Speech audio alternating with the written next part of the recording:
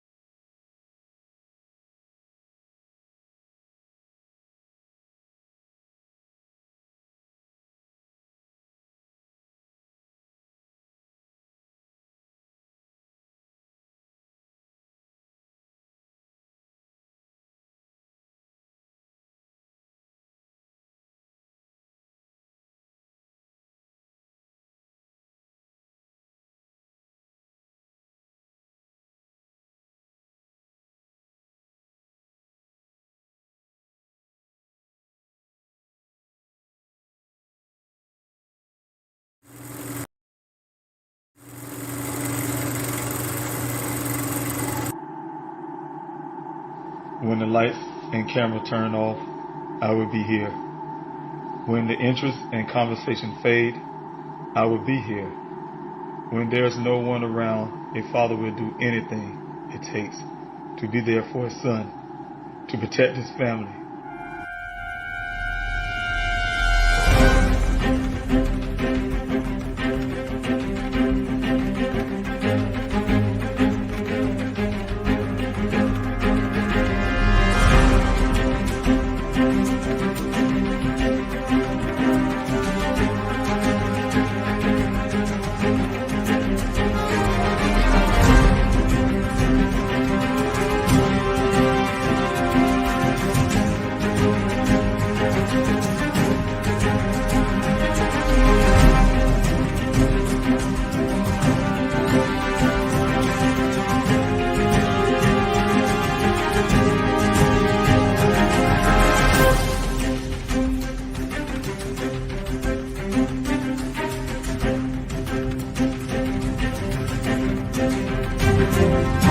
Daniel Robinson went missing 4 months ago. This is the last photo his family has of him.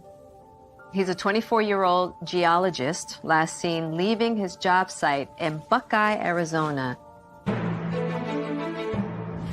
As the Gabby Petito homicide case garners national attention, another young person has been missing for nearly 3 months, and his family is desperate to find him. 24-year-old Daniel Robinson, a geologist, was last seen on the morning of June 23rd, leaving his work site in the desert of Buckeye, Arizona. David Robinson had only one thought on his mind as he drove the nearly 1,800 miles from his South Carolina home to Phoenix. I had to find my son.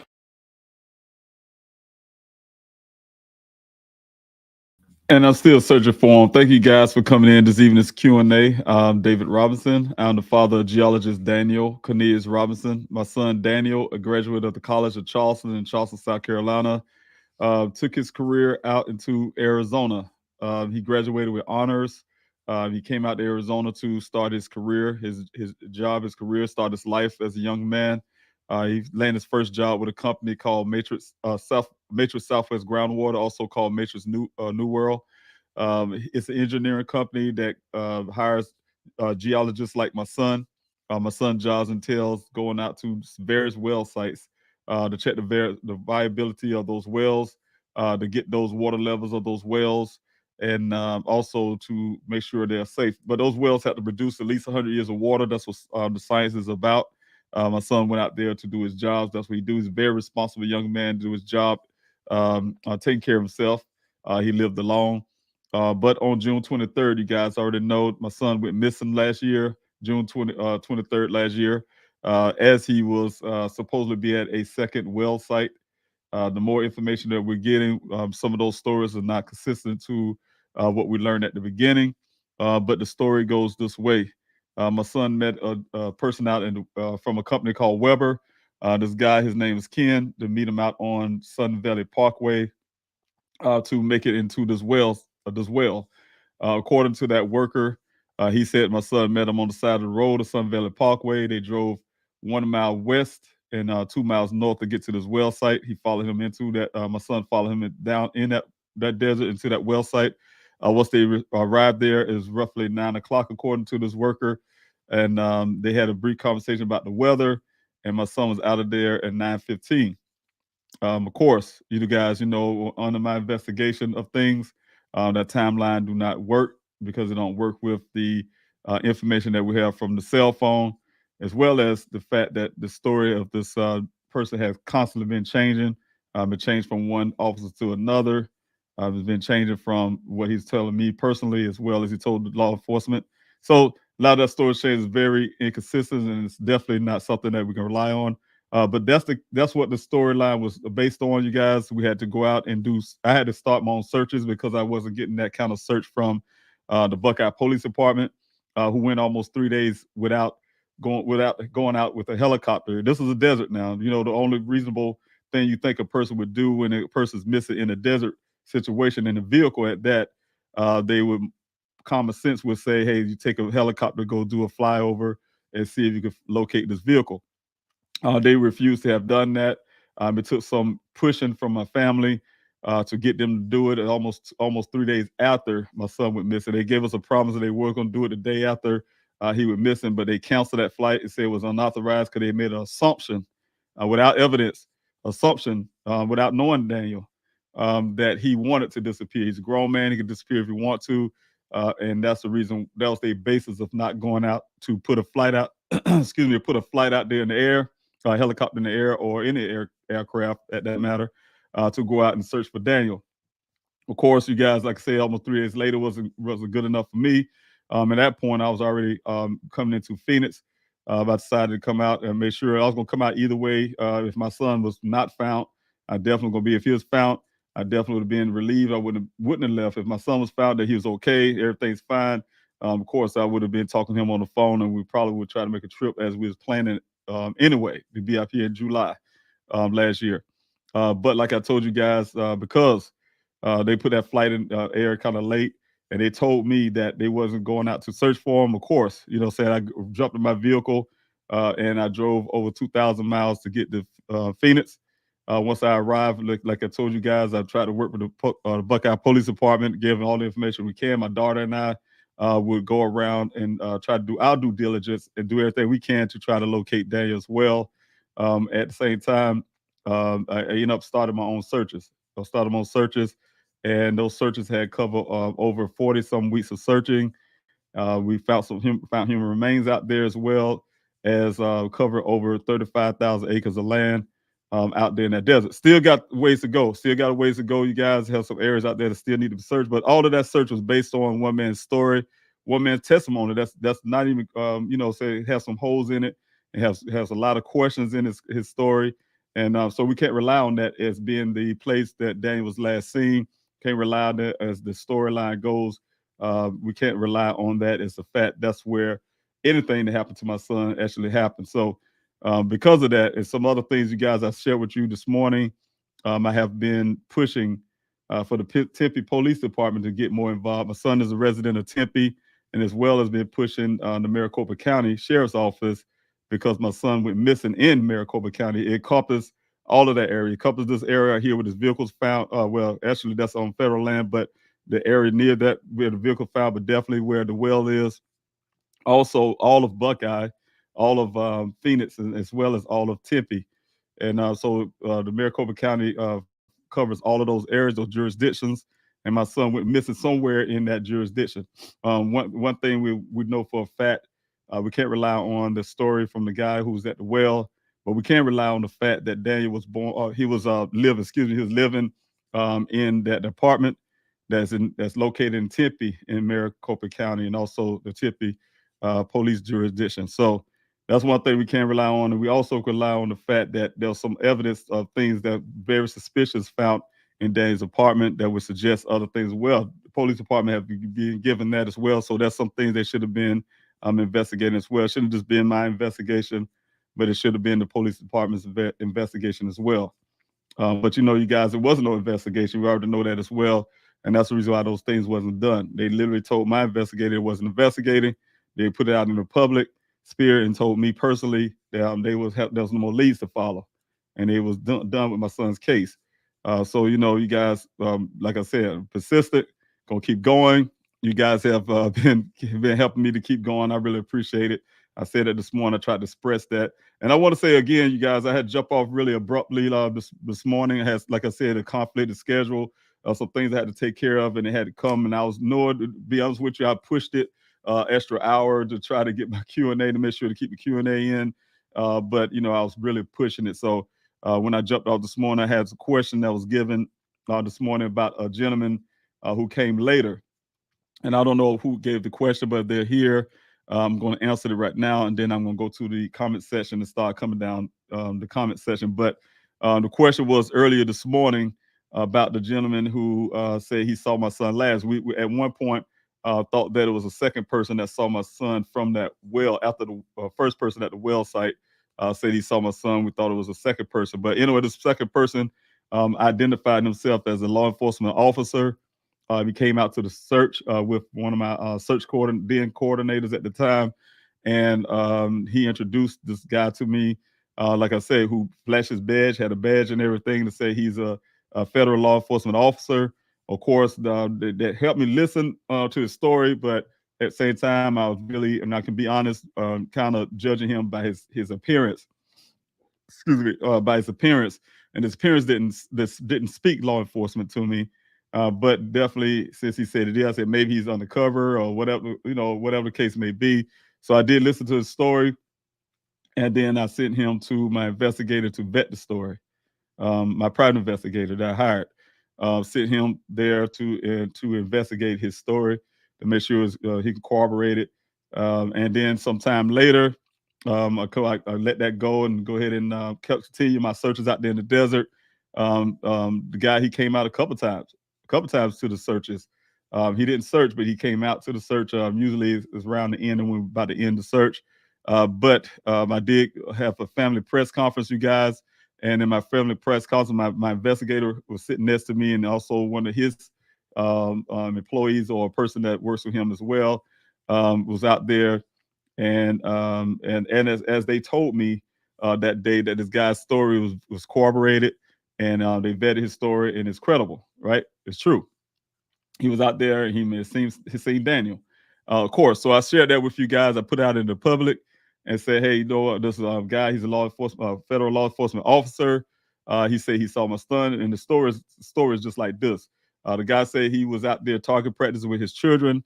Out there in the Sonoran Desert, out there near the well site area where Daniel supposedly went missing. And he said that he saw him through the scope of his rifles. I didn't like hearing that while he was pointing his weapon towards any individual. But he said saw him through the scope of his rifle, and that he was wondering why he was out there. But then a little while later, he said some time passed, and he went and saw him again near the Wagner Wash on the banks of the river of the wash area. And that was his vehicle. I saw his vehicle. Actually, he said when he saw the scope, a minute break back that up. When he saw through the scope of his rifle, he saw the vehicle. But when he got, not him like walking or anything like that, but the vehicle. So I want to make sure I clear that up. Also, the second part of that was that, like I say, he saw him at the same vehicle at the Wagner Wash. And so he saw him on the bank there, and he went to approach it. And he said that's when he saw Daniel standing at his door, like he was cleaning the vehicle or doing something. And he said that as he's standing at the door, they had a conversation, and he said he was very polite to his children. And Daniel seemed the demeanor was really nice and everything. Of course, I asked him things like, hey, about any type of drugs or weed or anything. No, he didn't have any. See, he didn't smell anything like that, or he wasn't doing that kind of stuff or anything like that. And one of the things he said was that my son had. He asked my son if this was the area where they target practice out in the desert. And my son directed him to say, no, this is not where you target practice. I work in this area. I work in this area. And they target practice, and he pointed him off to a different area, I guess supposed to be the BLM area. And, that was the story that he didn't ask for the time, of course. He said the time of the day was at 1:00 when he saw him. And that was pretty much the end of the story. It's a little more detail, but the end of the story. But you guys, what the problem came is when I was sitting there listening to that story, of course, I accepted that story, and I started putting, like I said, put that out into the public sphere. And I put it to you guys here in the Q&A. I had a person called Shiro's Nation. She have her own YouTube channel as well. If y'all want to go check that out.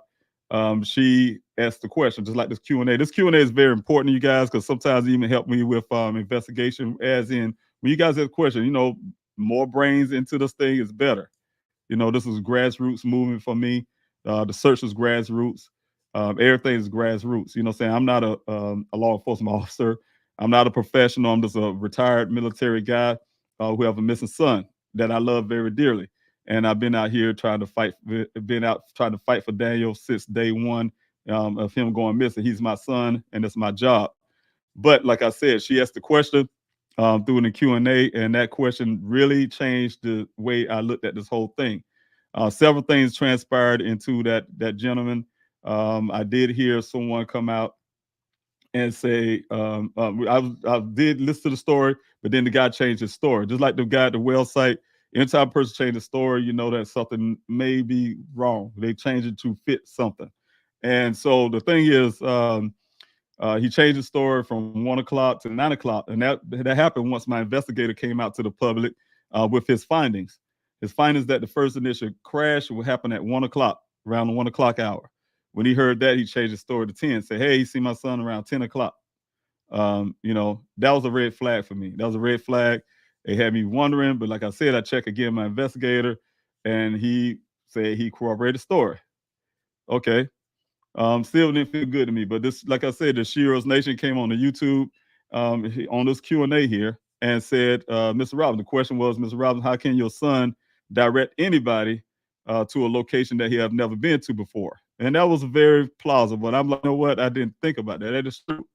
If he have never been, which he haven't, you never been in that area before in his life. He don't know about where they're shooting. He don't have guns himself. He's not a person that's gonna go out and target practice and all that kind of stuff. So he wouldn't know those things, and he wouldn't be able to direct him to BLM land, to where he need to shoot or whatever the case may be, to target practice with his kids. So that's what also the time change from this gentleman saying he's seeing them at 1 o'clock and then change it to 10, not to be close to that 1 o'clock hour when that first initial crash, right? And so that all of that combination was a red flag to me, in my opinion, put him in the point of being a suspect. Also, I want to point out that they had a internet, what I guess you call it, a internet sleuth or person out there. You guys, some of you guys out doing your own investigating as well. But the thing is, he came to one of my searches that I wasn't able to. I had another search second search coordinator at the time, going out to do a search for me. I think it was around this time of the year, to be honest. I think it was around November last year. And to help out. He came out to the search, and this little smaller search that we had out in the desert. I wasn't present. And he met him out there, and I guess he wanted to tell me something out of other about this guy. Of course, I wasn't able to get the information till late. And before I can get the information from him, he went out to the internet and started putting in this guy's business out there. There's some things that about this guy that was very not good to hear. In terms of who he really is and his problems. He's not a federal law enforcement officer. He's been doing that before, posing as a person according to these people. So there's a lot of information that came out that was very embarrassing to me. Very embarrassing because my investigator told me he verified this guy. So I went out of like I said, my family press conference and said all these things, and come to find out none of it was true. And so I started looking at my investigator, like, how did you say this guy's story was corroborated? Because everything else, would make him, to me, in my opinion, look more like a suspect. The other part is, the second part of that is, I did talk to the Buckeye Police Department about this guy, because before that happened, this guy went out on the internet. I was trying to get all the information I can from this guy from my investigative standpoint. But like I said, you guys, sometimes I really appreciate you guys doing the work that you're doing and trying to help and try to help find Daniel. But this guy, when he went out into the public and did what he did, it really killed my chances of getting some of the information I had the guy talking to me, had the information, trying to get information I can. And then the guy shut down once those things being put out in the public. He shut down. I couldn't get anything else. So that's why I'm saying sometimes it's helpful, but then other times it's problematic. And so one of the things is, like I said, I talked to the Buckeye Police Department in January, and they say they corroborated his story. I said, what about this? Because, I did talk to the guy before he stopped talking to me. He said, yeah, he was going up to talk to the Buckeye Police Department and tell them he'd been trying for a while. That's why he came to me in the first place. He'd been trying a while to try to say something, and the Buckeye Police Department was ignoring him. So that's why he came to me. But then he went back and finally got this interview, and I called him that day and said, hey, what did he say? He didn't call me for a couple of days. And say I was busy, I had to go to work. But then, like I said, he shut down on me and I didn't get information. But the Buckeye Police Department did tell me that they corroborated his story and they believe it. I said, well, what about this and that? Some of the things I'm not going to say here. They say, well, that's beside the point. We believe his story, right? But I don't believe his story. I don't believe the story because of those things, like I just described to you guys. But according to the Buckeye Police Department, they feel they corroborate his story, right? So that's what the question was about this gentleman who said he last saw my son also. But from that point on, haven't heard from him again. And like I said, I'm still looking to some other things when it comes to that side of things as well. But anyway, I'm here, you guys, to do this Q&A this evening. If anyone of you has some questions this morning and was unable to answer ask it this morning, I was unable to answer it because I had to jump off really quickly. If you have it here, I really appreciate it. You guys don't forget to put the word question there before your questions, some question marks, things like that, your question marks, as well as a capital letter Q. That'll help me as I'm coming down the comment section to find your question. And like I may have some little internet issues. I can see my self is on the YouTube side of things kind of, let me see here. Yeah, I'm really freezing up really bad. So if that's y'all having a hard time understanding me, I apologize for that. And you definitely know that I'm still pushing it. So I'll just hang in there, and I'll see if I can kind of clear the stuff up. I may have too many windows up for one thing. So I'll just hang in there with me real quick here. Let's see here. See if I can somebody that'll help out as well. But definitely, yes, definitely. If you have any questions for me, and you couldn't get those questions out earlier on the Q&A this morning, I would like to have them now. And if you guys can, I will answer those questions as well. So, okay, let me start here and come up to this comment section, you guys. Let's see here who I got here. And I want to tell first of all, I see a super chat here, and I really thank you guys for constantly doing that, supporting this page. And don't forget, saying if you're here for the first time, especially, don't forget to hit that like, share, and subscribe button before you leave. That help the algorithms get this channel out farther. This channel is dedicated to help find my son, to get information out about my son, about my efforts to find my son, and as well as also to be able to help other families who want to come in. I've been reaching out to families, to other families who want to who need to come out and who want to share their story. I want to use this platform to help other families as well. So anybody, if you know anybody who have a missing person in their family and want to have somewhere, it's not the biggest platform in the world. I only have 2,000 subscribers, which is great. And you guys, if they want to share their story, they are free to share their story here. They just need to hit me up on pleasehelpfinddaniel@yahoo.com, and pleasehelpfinddaniel@yahoo.com, and put in a request, and we can get you on and learn a little bit more about your story and get you on this Q&A.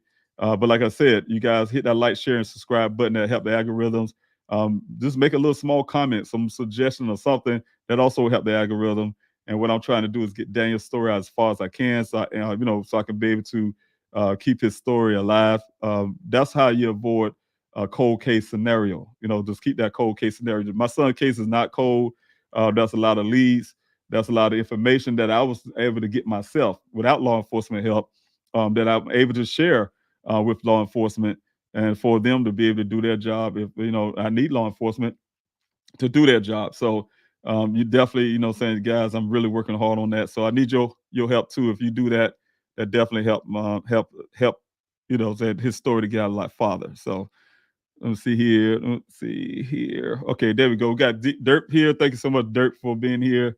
And I thank you so much. Hi, Mr. Robinson, Michael again. Okay, sorry I missed your last Zoom meeting. I want to say this again, Dirk. That Zoom meeting last week, I missed it.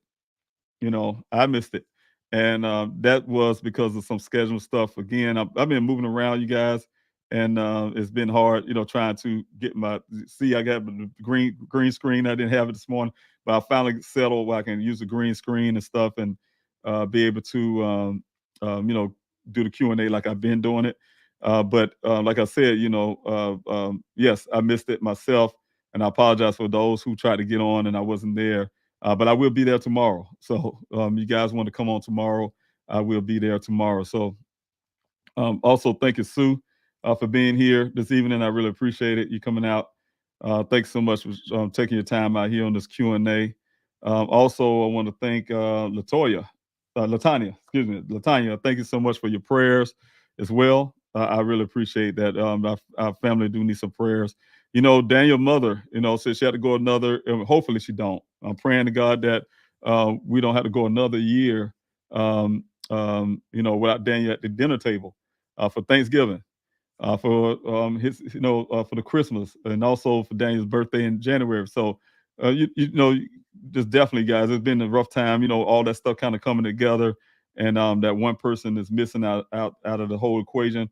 It's really hard. It's really hard. So you can imagine. Just pray for his mother as well, his siblings. All going through it. So pray for them. And I really thank you for your continued prayers. Also, thank you, Tracy, for being here. I really appreciate it. And Sophia, good evening, y'all. Sophia, thanks so much for being here. Thanks for moderating, and thanks for all your help. All right. So thanks so much. All right. And let's see if I have any questions here. If you got, like I say, guys, if you have any questions, please put the word question there, capital letter Q, so question marks, things like that. It help me actually see your question as I'm coming down. Also, Sophia, thank you so much for putting this up. You guys, I do have the petition. And those who don't know anything about the petition is there to help. It's been from day I had started that petition back when the Buckeye Police Department wasn't doing their part. And that petition started off to put pressure on that department to do more. Okay, you guys, the petition have been growing it's been growing with the efforts as I've been doing efforts here in Arizona. And so every time I move and do things, the efforts and the petition updates change as well. But everybody been signed. I remember it was only 5 signatures, and I don't like to say signatures. I like to say voices. There's 5 voices on that petition, and now we're at like Sophia have 121,417 voices. They have already signed their petition. And so what I'm saying is, you guys, it's been growing. It's been growing, and I really appreciate you guys. And I've been really, really trying to get it up there to be able to utilize. It's been happening. The person see those see you guys behind me, and that's been make some things happen. So I'll continue to use those petitions and things like that as as my voices. You guys are standing behind me. You believe in everything I've been doing here from day one. From like I said, the desert searches, flyer distributions, keeping Daniel's name out, the interviews, and you name it, putting the billboards out, doing, like I said, just everything that's involved with trying to help find my son, and also to investigate, so you guys are with me, and also my efforts to push law enforcement to do more. If you guys stand behind me on that, that's what the petition is for, and I'm really grateful when you put your voices to that as well. There are multiple email addresses. Do it multiple times. That is your voice louder. That's the way I look at it. Also, thanks to Phil for putting this up. You guys, if you would like to help in other ways, you can go to pleasehelpfinddaniel.com. None search volunteer sign up. They get the flyer distributions. Also, like I said, they have the volunteer the ambassador program for the flyers. You can request those flyers. Say we have flyers sent out to you. There's also pleasehelpfinddaniel.com. You'll find the PDF.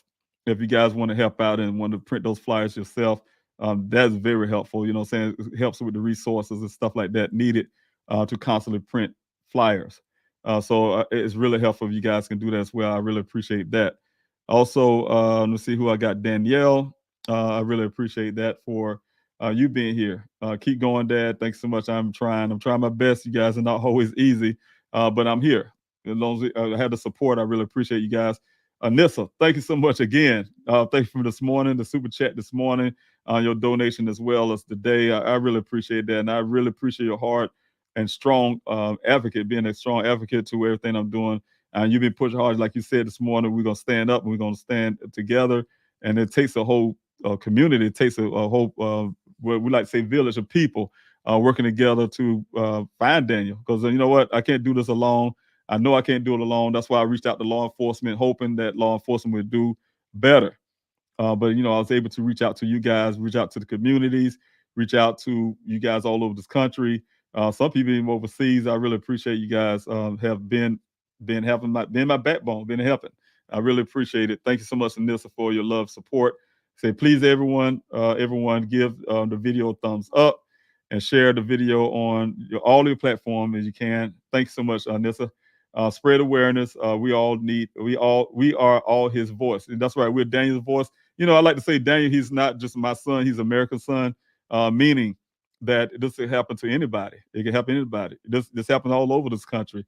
Every year, thousands of people go missing. And it's a shame. In 2022, we still have people missing, and we actually have people that is never found, right?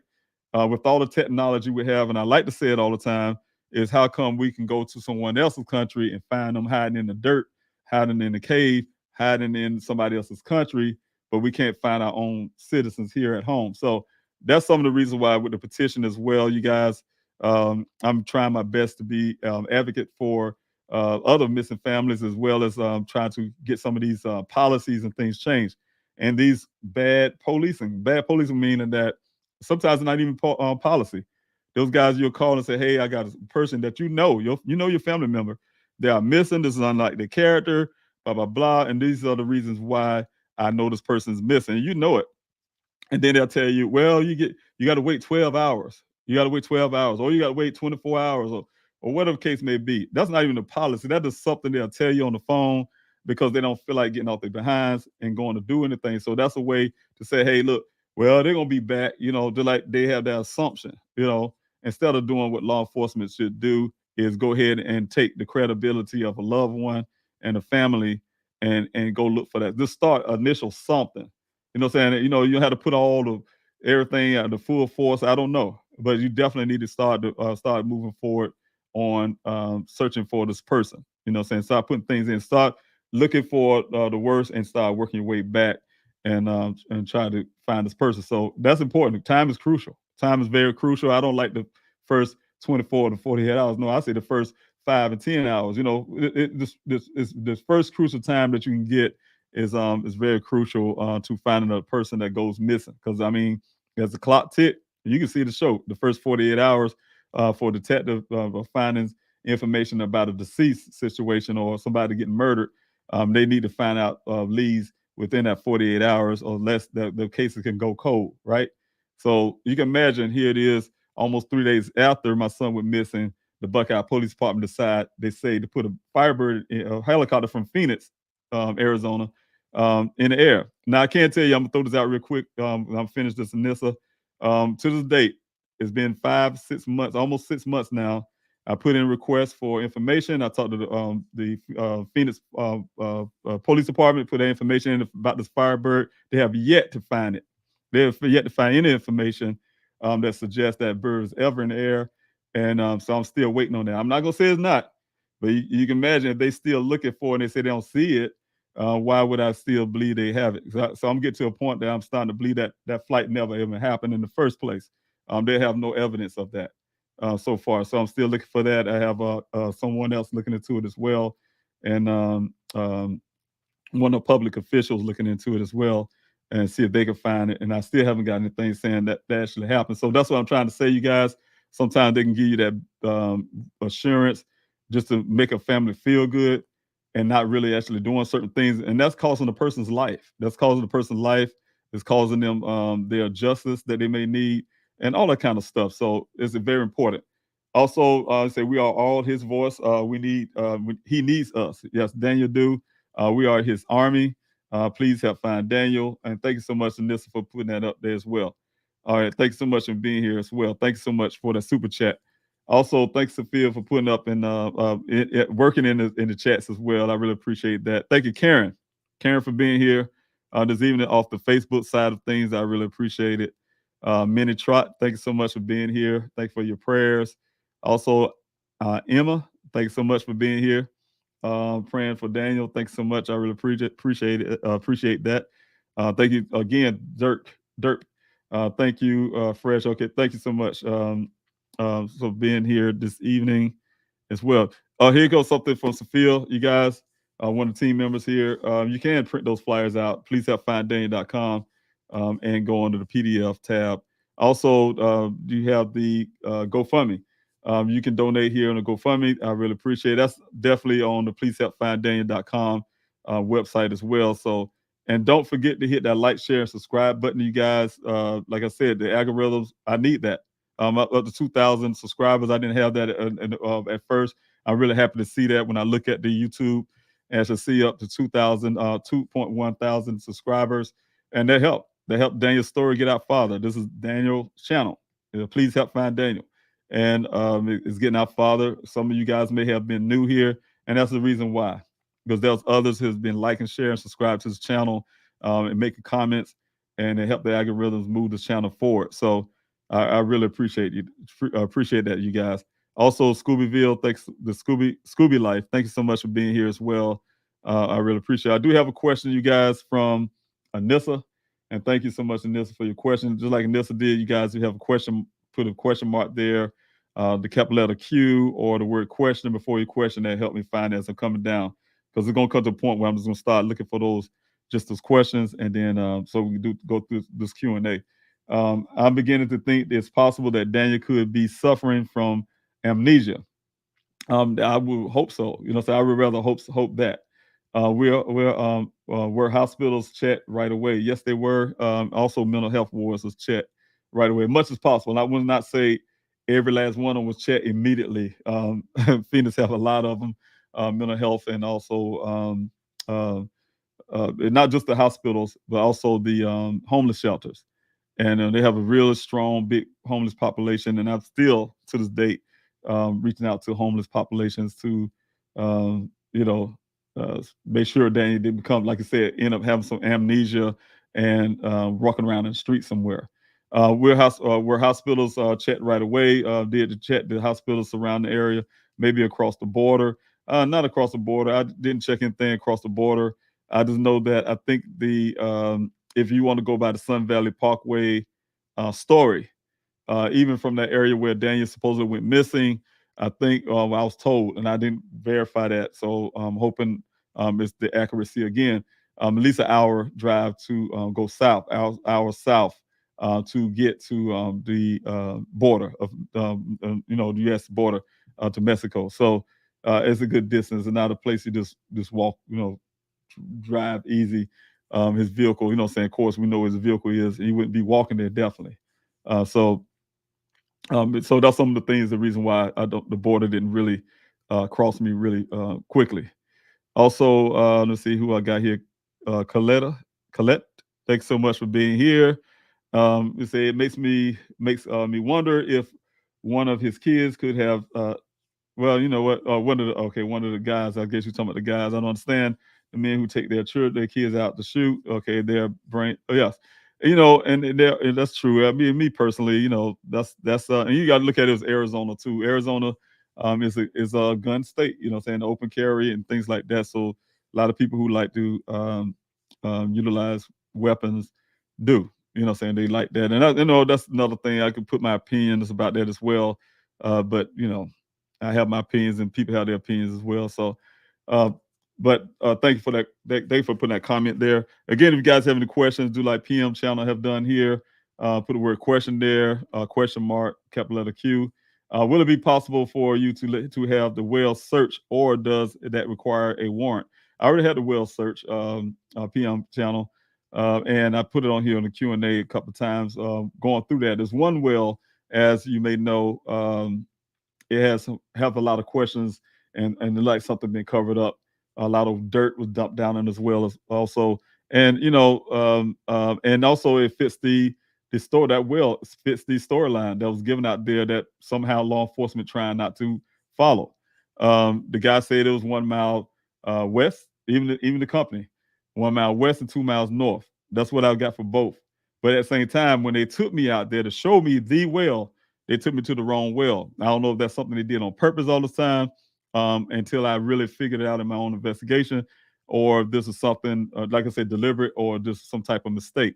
But definitely, yes, 1 mile. If you go 1 mile west, like they were telling me to do, and go 2 miles north, you get to the second well, and the second well has a lot of things in there that's very, and that's supposedly, in my opinion, based on my investigation, that's exactly where well that Daniel and this guy met. It's consistent with a lot of the story. For instance, like I told you guys, I did the video. If it was the first well that they told me, they lead me to believe, and he said that Daniel was staring off into the desert. I'm looking at, and I was standing there. I remember the first day I went there. The first time I was standing by that well, I looked around and I saw the shrubberies and everything. It's so dense right in the area because of the wagon wash. I'm like, now where he be looking? I mean, he's staring off into the desert. But the ironically to that, if you go to the second well site, you can stare off into the desert in a way. You know what I'm saying? It's less dense, and you'll be able to see out a lot farther. So there's a lot of things. You start listening to the story, and also the guy telling me he was staying left of the tracks, and then you start following that storyline. You follow exactly what he said. And if you was a traveler like I did, you guys, it'll lead you to this area where this vehicle will eventually be found, right? So it's a lot to this whole story that the investigators refusing, in my opinion. The Buckeye Police Department refused to look at. They doubled down. They give them all the information. They try to ignore it. They didn't put put what they want to in the report. I gave them a testimony about, they had 2 witnesses there. The guy was telling me the stuff. You don't see that in the report, that I was able to report his story change. They want his story to stay consistent, because if it changes, like Shiro's Nation would say, then they would have to answer the questions to why. But they don't want to look at it. They want to keep that storyline going. This is what happened. My son did all this to himself, and he just went off, and he coming back for his things. That's why we giving this thing for safekeeping, and that's the end of the story. He's and then not only that, when we found the physical evidence, of course, when I say we, my investigator and I, and from my part, but he found from his standpoint, from the investigator standpoint, found some physical evidence. They didn't accept it. They doubled down on what they say. Hey, they ignored that too, and said, hey, we're going to go with our own story and hire our own private investigator to say what, in my opinion, say what they want them to say. And who have never even seen my son's vehicle, never seen it, never put his finger on it, nothing, but made a whole report about it. So it's that kind of stuff. Okay, and the other part of your question, the well will have to be cleared eventually, since they are breaking ground on the house and community. It would have to. And I'm gonna tell the ironically part to this thing, you guys. I wanted to show you guys this right here. I meant to upload it tonight, but the ironically part is this guy. He is the company, the guy who's supposedly seen my son at that well, been at the meeting my son out there at the well. His company is the only one. I asked the Matrix New World about that well, trying to retrieve that stuff out of there. And they said only company that can do that in Arizona, in the area, is that company that guy worked for. I was like, isn't that something? So, of course, the first thing that comes to my mind would be like, well, if they can pull things out of the well, it's easy for them to put things in the well too. As you guys know, the piping that's on the top side of the ground, I won't tell you guys before, it's sitting there. It's literally sitting there on the side of the well. One of them is missing, and that one that's missing is in the well. So it's that kind of stuff, that it shouldn't be there in the first place. So it's that kind of stuff. So when you say that, yeah, they should be. I've been trying my best to get law enforcement to do something. That's why I'm really putting it out in the public. I was hoping that media catch on to it. They won't catch on to it. Some of my findings, and that would promote the law enforcement to do something. The FBI, you name it, and it make you wonder. Like I tell you guys, I've been doing this for over a year, and you can watch a case. I can just name them, and I try not to because it offends me. It makes me angry a lot of times. But but at the same time, the crazy part is that at the same time, I'm really grateful that these families are getting the things that they need for their loved one, because I know what they're going through when they have a missing child or missing a loved one. It's painful. But when you can watch the differences of who you are as a person, and you notice that they easily get the FBI into the case, or they easily get certain things done. Law enforcement is really involved with the family, really involved, especially if a guy like myself in the family who would actually come out and start searches. You'll think law enforcement be strapped side of me in the desert out there, spending resources helping me go find my son. No, they didn't spend a dime in my searches, So, but to watch them go all out for a certain people, a certain person, and because of who they are, in my opinion, and to give them FBI status or whatever the case may be, to make sure they get some answers, at least try. You know what I'm saying? So I'm looking for that, you guys. I'm still fighting for it, and I'm really gonna push all that still. But yes, you're right. They are gonna be breaking ground out there pretty soon. They've been saying that since last year. They're supposed to have done it in January. I'm hearing that they are doing some things now. Last I was out there, they're just putting a lot of wells up, brand new wells, and so they are prepping for that. Thank you, Timothy, for being here as well. Thank you, Jen, for being here as well. And let me see who else I got here. If you guys, like I say, have any questions, thank you, Tatia, for being here. Thank you for moderating. And guys, please continue to share Dane's story off of this Q&A and on this Q&A. I really appreciate you guys. You go off on your social media, out in your communities, everywhere you can, share Dane's story. I really need it out there. Thank you, Don, so much for being here. Again, thank you, Carrie, for being here. Thank you, Don, from Michigan, for being here from Michigan. Also, thank you, Carrie, Vaughn, for being here. I really appreciate it. Thank you, Clumsy, for your questions. I'm sorry, Carrie. Thank you so much for putting your heart out there. I really appreciate that. Clumsy, thanks so much for your question. Have any or all wells being searched in that area as of today? Well, both of the wells have been searched, but there are some mines out there that I've been trying to get the law enforcement to search. Also, the crazy part to that, one of the ones I need searched, the Buckeye Police Department did a photo op at that well. I mean, at that mine. It's actually a mine. It's not a well. At the first time when we went out there on my searches, we tried to look in that well. It's covered with this heavy wood, and we couldn't get the wood off. But there's cracks you can see down in the well through these cracks. We thought was a well at the time ourselves, in this crack. So we took some flashlights. We tried our best to try to look down. We just didn't have the right equipment. And our plans was to go back and really try to get some in-depth, get a pipe camera or something to go down or whatever we had to do, try to squeeze through the cracks. But we never got around to that, getting that done. But we did look down as far as we can to the water level, from up above. It's real deep, really deep. Like it's at least a few hundred feet deep just before you get to the water level. And so we didn't see anything, just looking from the flashlight center point. But like I said, here it is 4 months after that, when you guys have been really pushing and in the public saying, Buckeye, you get off your behinds and do something, blah, blah, blah. And when they felt the public pressure from Daniel's story going national, that's when they got out and said, hey, we out here searching for Daniel. And the insulting part for me was that's the well that mine is close to this crash site here. It's only about, I say if you want to put in blocks, about 2 or 3 blocks away from this crash site, to give you an idea how far. So they claim they did the search this area, where also we found a human skull near this area. They say they did this with the cadaver dogs, the Maricopa County dogs, whatever the case may be, and they did all of this, and they didn't find nothing. Now, they always come up empty-handed. But then, like I said, they went that 4 months after we looked at that well, we thought it was a well at the time. The Buckeye Police Department did this thing they put on Twitter, say, oh, yeah, look at us. We're looking for Daniel. And they had this little pipe, little skinny little thing looking down in the camera, looking down in the what they even call it a well. To make a long story with that, since I had those wells, the 2 wells searched by a company, went down in the well, actually went down in that well and searched those 2 wells. We was going to the other, which I thought was wells, and then kind of find out once we got there to take that stuff off. I had to take a big giant tire off of one, and also the other one, we found out those are actually mines.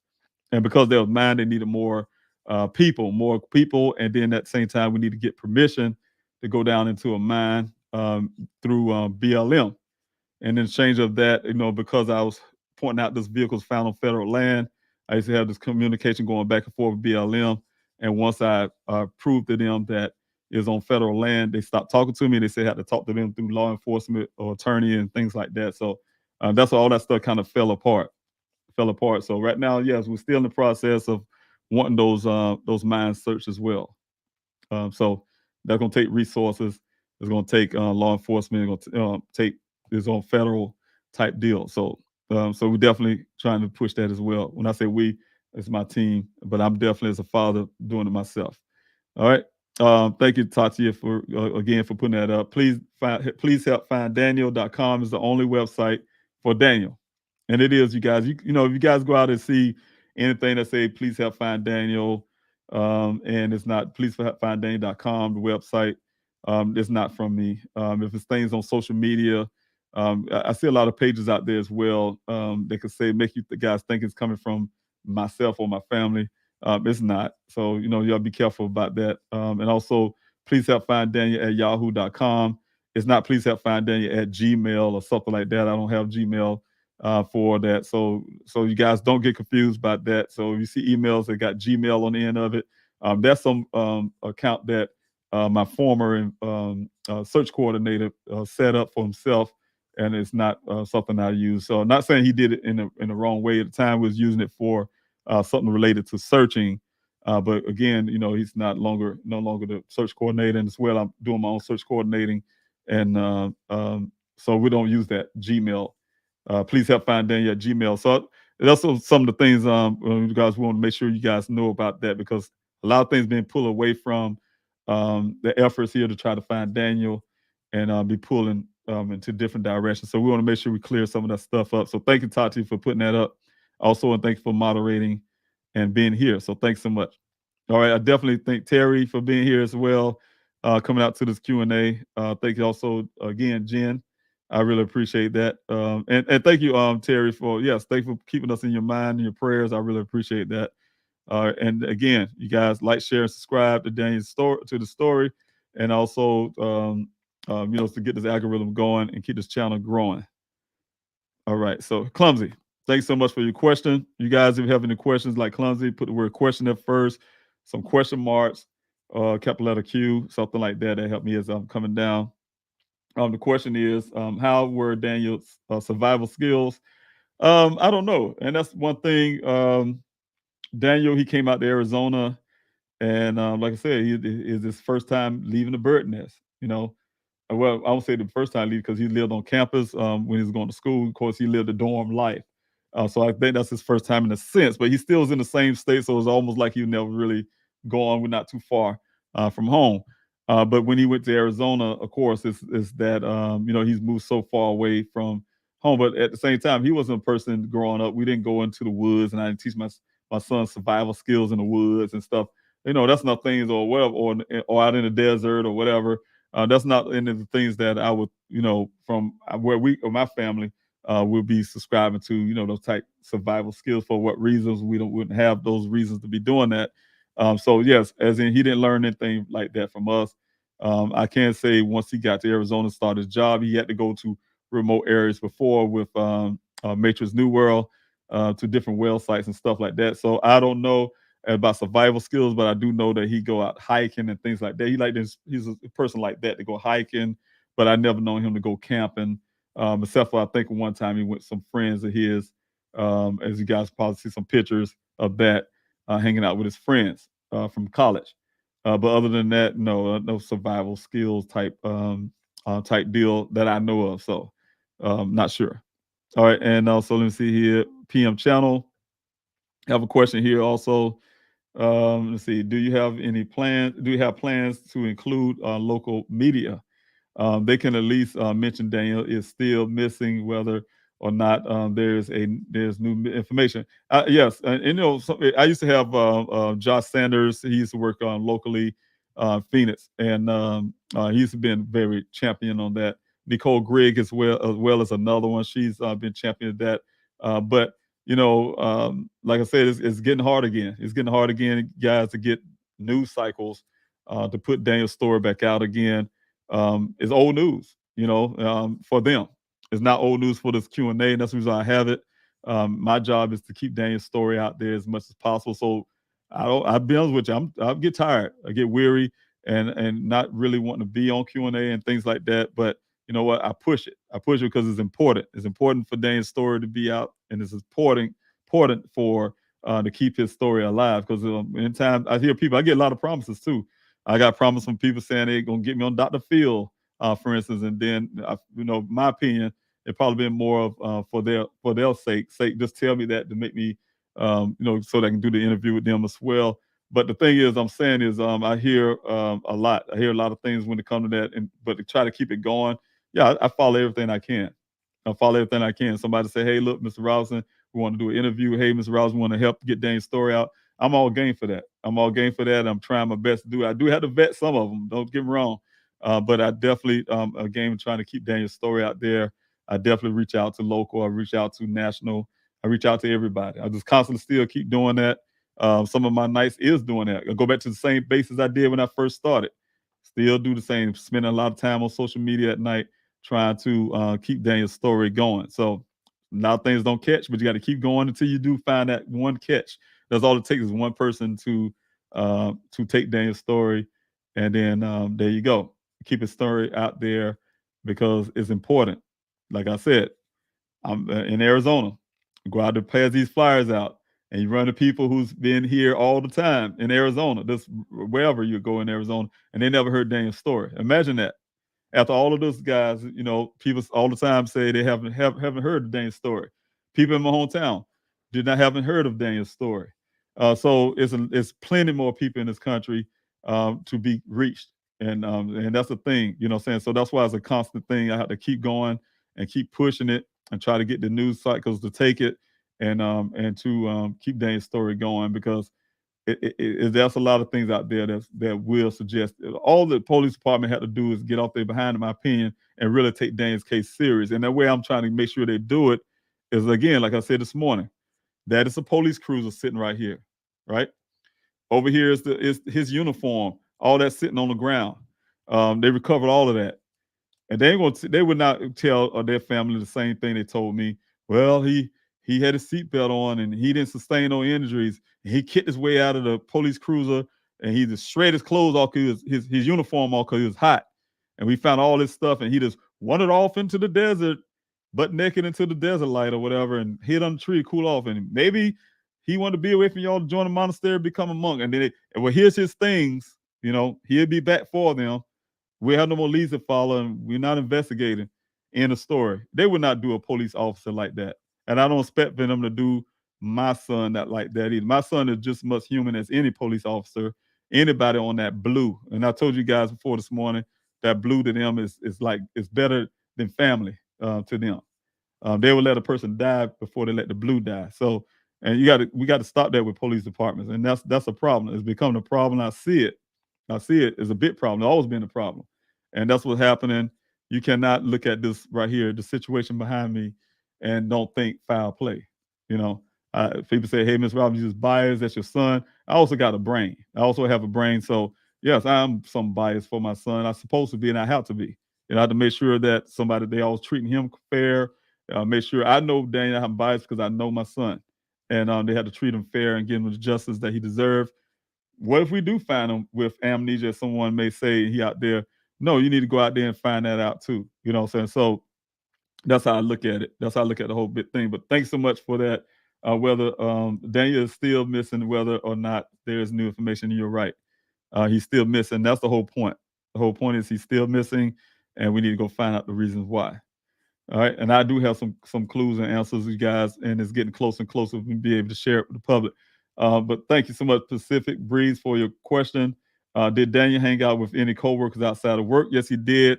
He had one in particular, a good friend of his named Roger. He's a friend, and the reason why I say that as well is Daniel, when he first came out of Arizona, I believe he even stayed at Roger's place for a little while till his apartment came in, and from there, Roger even donated some of some furniture and things like that. So yeah, they're friends. They go hang out or something out off from work. I did talk to when I was having board meetings with Matrix New World. They talked to some of the workers there, his boss as well. Daniel would go on some weekends. They all go hiking together, and as well as Daniel know one of them's wife, and he goes, whatever the case may be. They tell me all these little things here and there. But yeah, so I kind of get an idea of what really goes on around that job. So they know each other very well, and I mean that little small pocket of Matrix New World. Daniel, like I said, he's a field geologist, guys. So when I see that report saying the coworker said he was acting strange or whatever the case may be, they don't hang out with Daniel. Coming up to that week of the time when the days where he went missing, they wouldn't have been able to see Daniel come up in there because, like they told me, that they said they rarely see the geologists come in. So. But outside of work, he would hang out with. That's why I said if I hear Roger say certain things, I could take that fast, and I take some of the other workers because he's a person that Daniel constantly hang out. The other ones is a rare occasion where they may go hiking or something like that as a against Matrix New World type thing or something. I don't know. But other than that, more intimate, like I said, more personal person, it'd be that one guy from Matrix. All right. So yes, he did go hang out with one of his coworkers. And let's see here. Clumsy. Thanks so much for your question. Have you been able to look at the full and complete report from the Buckeye Police Department? It is so many of them. It was like this, you guys. The vehicle showed up July the 19th. July 20th, they threatened me to get it out to their compound. That's when they first told me they found it. And then the same day they told me to get it out of the complex. They gave it over to me. I just couldn't get it out at the time. Asked, can they hold it for 3 days for me while I can find out where to put it. Make a long story in the chain of that event, I already had the police meeting with the chief of police and all the rest of them, which I demanded them to do fingerprinting, so they held it for that fingerprinting. But as in when I was in that meeting with them, that's one thing that came up. They said they had more leads to follow. They already told me all of that. No more leads to follow. They didn't say we ain't investigating no more. They told me I investigated that afterwards, but they told me no more leads to follow. They gave me everything of Daniel's, clothing wise, the vehicle, like I said already, they told me that already, the clothing wise and stuff like that, and evidence bags marked for safekeeping. And one thing I talked to Chief Hall at the time, I said, hey, I need a report. I want to see what you guys have been doing. I need the report, right? And he said, well, we're not finished with the report yet, but we have a partial report. Now, this is the same day of the meeting, in the meeting. We have a partial report. We're not completed yet. I'll give you that. Before I walked out of that meeting, he gave me the partial report. It's not even full completed. It's unredacted as well. And then he said once the detective finished writing his part, they'll be done with the case and they'll give me that report. And which they did. It's unredacted. They gave me a full report. They called it a full report. They put it on a flash drive and gave it to me. Right. And that was it. That was the end of the story for the Buckeye Police Department. But then, like I said, once the thing became national and started getting that pressure from my investigators, myself as well, then they also started adding on to this report. And they've been adding on as I've been saying things on Q&A or in the public, on news cycles or whatever the case may be. They started adding things. So I'd look at the report and they say, well, Mr. Ryan, you know this is in the report. No, I do not know this is in the report. So sometimes I'd be talking about certain things. I don't know what's in that report. They just add it on as it goes. And the way I look at it when I start hearing certain things, in my opinion, is always designed to try to make themselves look like they're doing something and look great. So, of course, they listen to what I say. If I say something like, hey, well, they didn't check the left field, then all of a sudden you'll see something in the report where they say, oh, we checked the left field, that type deal. So that's the way it appears to me. And I got disgusted with it because every time I look around, somebody bring me a new report and they never match up to each other. And, I get frustrated. And I say, no, I'm not reading anything else new from that department. I don't believe none of it, because you take what disgusts me. I was going through the report with one of the content creators who put the report up that she had. And I had the original report, full report. They say original report, and was going down it together. I read off mine. She had it on the screen, and then you see those paragraphs different. I was like, that ain't right, and it shouldn't be that way. That's, to me, I call that falsifying report. You know what I'm saying? That department have gotten, Chief Hall got suspended for falsifying reports, when it comes to the crime statistics and things like that. So that department have a history of that. And so I don't believe anything they write in their report at all, period. Like I was saying, when it comes to changing that report, yeah, they would do that. That's what I'm trying to say. Those new ones, yeah, I don't follow them up at all. All right. Thank you so much, you guys, for your questions. And thank you, Clumsy, for your question as well. Again, I'm coming down to the comment section. I'm looking for things like this question mark, the comments, the word question or capital letter Q. I have one from Ruben. Thank you, Ruben, from the YouTube side. Have you watched Jay Silverhead's video? And if yes, do you have any opinions? I talked to Jay Silverhead. I believe I know who you're talking about. I met him through my when I had a Day of Remembrance out in Phoenix, downtown Phoenix. And I really am, like I told you guys before, I talked to him as well. And for him, of course, this guy does, my opinion, he does a great job, as in trying his best. But when I talked to him and I explained to him why everything he's saying is not really consistent. Don't get me wrong, it's just data this and data that, data that. Yeah, but then you have to ignore so much. You have to ignore so much stuff that I know that you guys would not know yet. I know some things that it had to be totally ignored. Certain things that you do know had to be totally ignored. You know what I'm saying? So to hear that, I said, yeah, he's very smart. You can put data together, but when you're missing certain things that you don't know, then you can't put that stuff together in the right context and where it should go. And so that's where the problem comes at. I didn't watch this video, but I think I have an idea of where you're going with that when it comes to that. He's putting out a lot. I heard there's a lot on Reddit, and I don't do Reddit and all that stuff, but I've been hearing a lot of things about Reddit and this and that. And like I said, this whole point I'm trying to make is, data-wise, you can say, oh, this and that, blah, blah, and you say some things like, he got some information that I don't have, and that Buckeye wouldn't have, or any other law enforcement, nobody else has. So if you have that, then you need to share that. But there's no information that, as far as I know so far, just hearing when he explained it to me, like I said, very clever, very smart guy. He got his stuff together, and I really appreciate it because some things he was saying, it makes a lot of sense when it comes to data. But then, like I was saying, to apply it to context, that's where it goes wrong. So that's the only problem with that. So yes, thanks so much for putting that question out as well. I hope I explained that better. I'm not really great at explaining things sometimes, but I hope I explained that really good. No disrespect to him at all. Like I said, I really, really appreciate people when they're really out there trying to help as much as they can. But but I think he's coming off like he solved the case or something, that other, that type deal.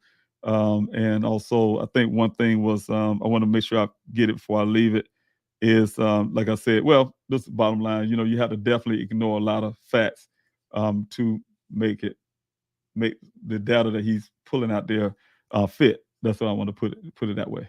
All right. All right. Then you have a question here from Anissa. Thank you, Anissa, for your question. Were dirt and water samples taken from in and around the well sites to check for DNA and blood? No, not yet. I don't have that kind of resource to do that. But no, that's some things I talked about it. For a matter of fact, I had a conversation like that with some of the team and as well some other folks about that. What was disappointing to me is that, and I'm gonna tell you the real part of all of this thing, guys. I have been begging the Buckeye Police Department. I definitely put them out in the public. I sent a letter at first to Chief Hall to invite him out to one of my searches. And I had to literally invite these guys. They ain't spend no resources. I invite them out. They still ain't spend no money. Invite them out there. They came out, the first search they came out, and I try to not be so critical. That, and the reason why I try not to be critical, because I don't want people to come out like he just don't like police at all, right? And so I tried not to say much, but I was really disappointed. They came out, had a whole list of things that I needed, resource-wise, right, to complete the search. I wanted law enforcement backing, and I had good reasons. I put in the reasons why, and then I need this, and I had a list of things. When them guys showed up, Buckeye Chief Hall sent them police officers out there, they had nothing but their hands in their whatever, nothing.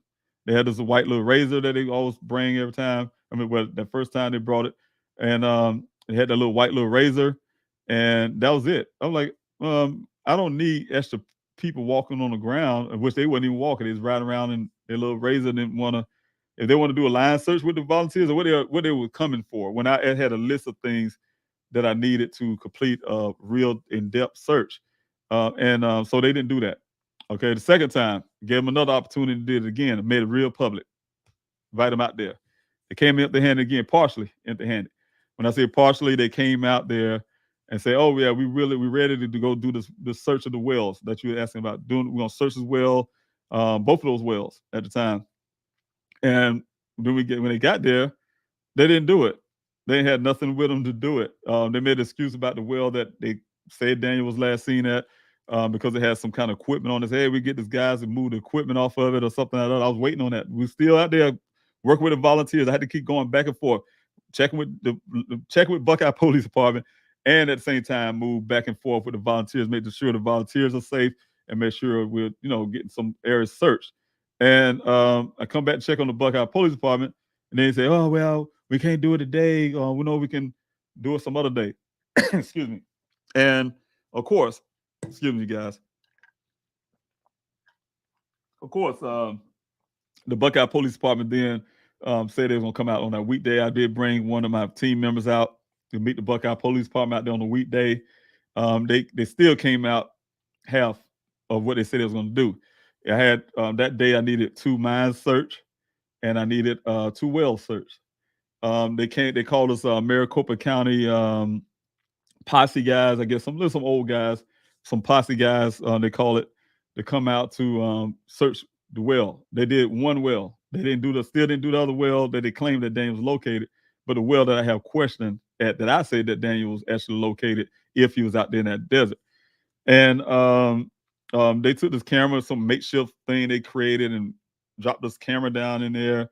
But it wasn't a mergeable camera. It was something it was almost like a GoPro type deal. It wasn't something to go down into the water. So they kind of had some little makeshift thing. They put that camera down there and then went to the surface of the water, barely brushed the surface of the water, and they was really upset about it. But to make a whole long story short, they also asked them to bring cadaver dogs, right? Now, they had 2 dogs. I didn't see the other dog, but I seen the little white dog they brought out. Really fluffy dog. Didn't really look like a cadaver dog. I don't know what cadaver dog is supposed to look like, but my mind would say at least like some type of German Shepherd type dog or something. But it was a really pure white dog with fluffiness. I just put it that way. And they said it was a cadaver dog. I can't argue with that. I just asked the officer. I say, look, asked the lieutenant, look, you guys, if you're going to please give me some paperwork to say these dogs are certified. Yeah, I'm gonna give you the paperwork, blah blah. To this day, I have never gotten that. But they said, that, oh, the dog didn't alert or nothing. They had the dog walking around the well. What you saying, Nissa? Walked around the well. In my opinion, if that well, because I say open it up and, open a well up, and I wanted some fan, and what they did is took, my opinion, and had something to try to blow down in it, I guess, disturb the air in the well itself. And maybe the cadaver dog can pick up something if something is down there. And since they couldn't get the camera submerged in the water, and they said, oh, no, the dog didn't alert on nothing, right? And that was the end of the story. But I was disappointed with that. I didn't go out to the public, you guys, and say, well, try to put the Buckeye Police Department down. Well, they came out there, and I was really disappointed. They came out there and they searched the well. Yeah, they did, but they didn't do it the right way. They didn't have a submergible camera to go down the well like I have done. You know what I'm saying? You guys are videos I put here on this Q&A. Go down at the bottom to the bottom of this well to actually go in the water itself and go down in there to check. There's pretty much put on the surface of water. Ain't nothing to see here. Keep going like I was supposed to be satisfied with that or something. So make a long story short with that. No, it's no DNA stuff. And I would have never known that stuff was in that well if I would have went by the Buckeye Police Department search of that well, that one well, and the half-ass job that they did, right? I would have never known that tons of dirt, a lot of dirt was dumped in there. Something is hidden on the bottom. I wouldn't see something that looked like the crest of a person's skull at the bottom. That type of stuff that's there. I have the video footage of all of that. Have experts looking at it as well. They questioned about it. They want to have other experts look at it as well because they really stunned about what they see. So, but the Buckeye Police Department is not. Other law enforcement, the FBI is not. So that type of stuff. So I just don't really get it. And I really don't understand it. But anyway, that's the question for that. Thank you, Ruben, for your question. Also, do you think there's any merit to Jay Silver's Head Hills video and theories on where your son may be? Your son may be. I think it's some merit. Like saying his data. I didn't see the video, by the way, but I talked to him personally. The data stuff that he was describing to me, I had some merit into that, right?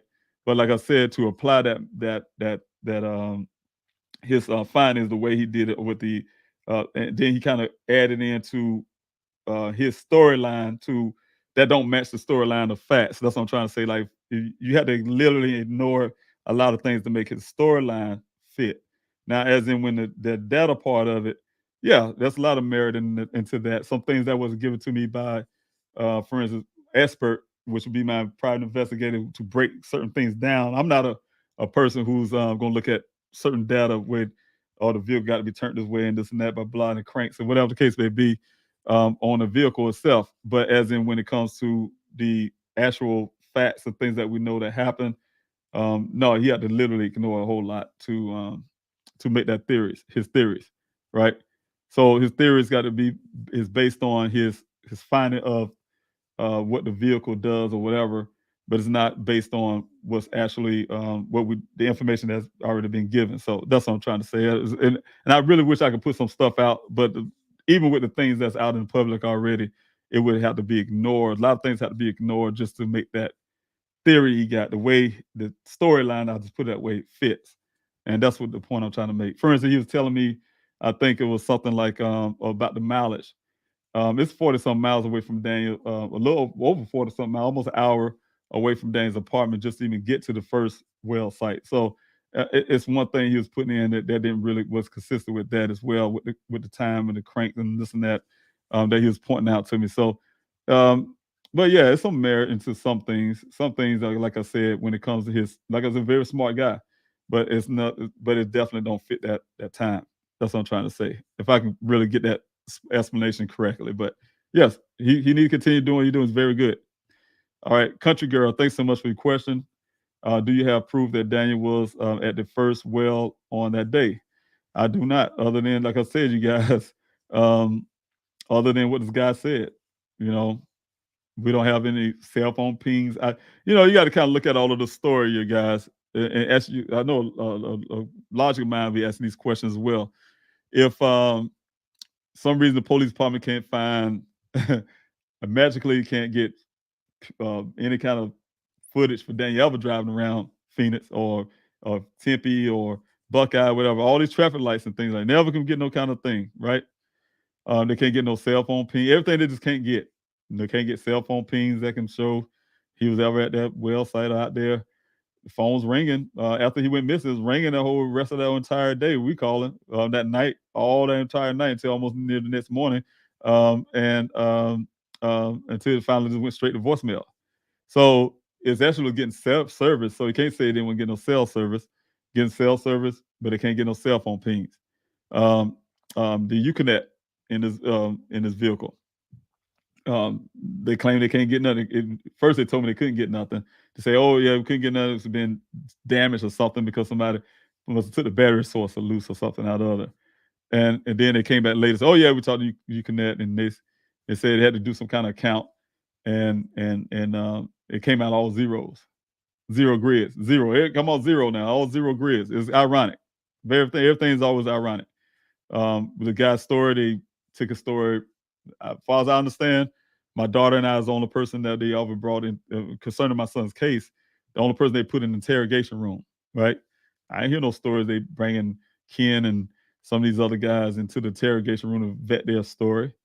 If they vet their story, you guys, you see how I vet the story, and it don't make sense. It wouldn't be matching up with the storyline of with the phone records, and not matching up with the common sense when you drive and things like that. Where the location of the well site they're supposed to be at, that type of stuff. Even with the weather, it consistent with the weather. At one point, he said it was raining while he was talking to Daniel. The other party said it wasn't raining. He was looking at a phone app. That kind of stuff. The vehicle itself. That kind of stuff. So it's no proof of anything. The only thing we was going by the whole entire time is one man's testimony, one man's word, without question. And as the time went by, of course, I have questions. As the time went by, I had to do my investigation. Some things I had to get. I really had to get. And the reason why I was able to get it, because I'm right here, and I was able to get into certain areas like Daniel's apartment, of course. Some other things with Daniel. I had the cell phone. That's why I was saying that goes back to the Jay. There's some things he just don't have, and he wouldn't know now. So I've been able to get certain things from my own investigation as well. So if they get some information that would say, yeah, I even question that as well. Like, was he really at the well site, or was things brought to that area? So it's a lot to put together, but definitely help on that with the law enforcement. All right, have Terry. Question here. Have you heard from Adventures with a Purpose? No, I have not. And I'm not mistaken. I thought I was told that they actually do water deals. Daniel's, with the water. I don't see how they would be helpful if they just do water things dealing with water. That's the problem I would have. Now we do have the aqueducts, and my searches, I definitely was trying to see if there was any tears in the fencing. And also, like I said, it's protected water. So, just trying to find out there's some cuts in the fence. Somebody got in a cut to get inside the aqueducts or something and drown. Also, a person would go through that stream, but that type thing. But that's a little small. If you know aqueducts is like a canal, and but as in a lake or something. I did have my investigator say it was a lake somewhere in that area of town. I just don't know exactly where, but I do have some information from him on that. My former investigator has some information from him on that well. On that lake. But I haven't talked to them yet. Thanks so much for that question. All right, I have a question here from Alpheus. I hope I'm saying that correct. Thank you for hitting us up here on the Facebook side of things. And what will be the follow-up on the well that seemed to have suspicious things in it? I'm still pushing law enforcement. You guys, that's what I'm saying. You guys, the call to action is trying to make sure that Tempe, first of all, Maricopa County takes Daniel's case. They can do it. It's in their jurisdiction. They have the power, all of that stuff to open their own investigation. Not saying we need anything from Buckeye. Buckeye already messed up the investigation. They already told us they ain't had no investigation, and they're trying to say, oh, we reopen it or something. They never say we reopen. They pretending like they always kept it going or something. I don't know. But the thing is, they did mess up chain of custody and all this other stuff. I don't need them handling anything else from Daniel to mess things up further. So my aim for that is to get Maricopa County to do right and take Daniel's case, followed by the Tempe Police Department, because my son is a resident of Tempe, all into Maricopa County. And, because of some things that was found in Daniel's apartment that suggest some stuff, I think Tempe should be heavily involved. And in my opinion, should have took the case in the first place. He's a resident of Tempe on a story with this guy. Of course, you wouldn't know this at the beginning. I can't say Tempe would know this at the beginning. Somebody say, "Hey, I seen your son," blah, blah, blah. But once you vet the story, if Buckeye, who took it, would have vet the story and see all these inconsistencies, then you have to question that source of who last seen Daniel and why.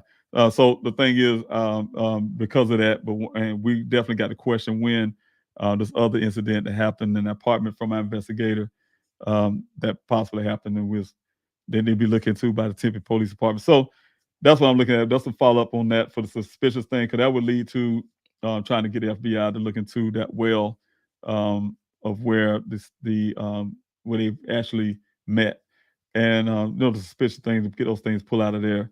Are you going to have someone to clear it? I'm really trying, like I said. Who would you go to for this? And the only person, like I said, the irony is to that is the guy who was supposedly talking to Daniel last at that well.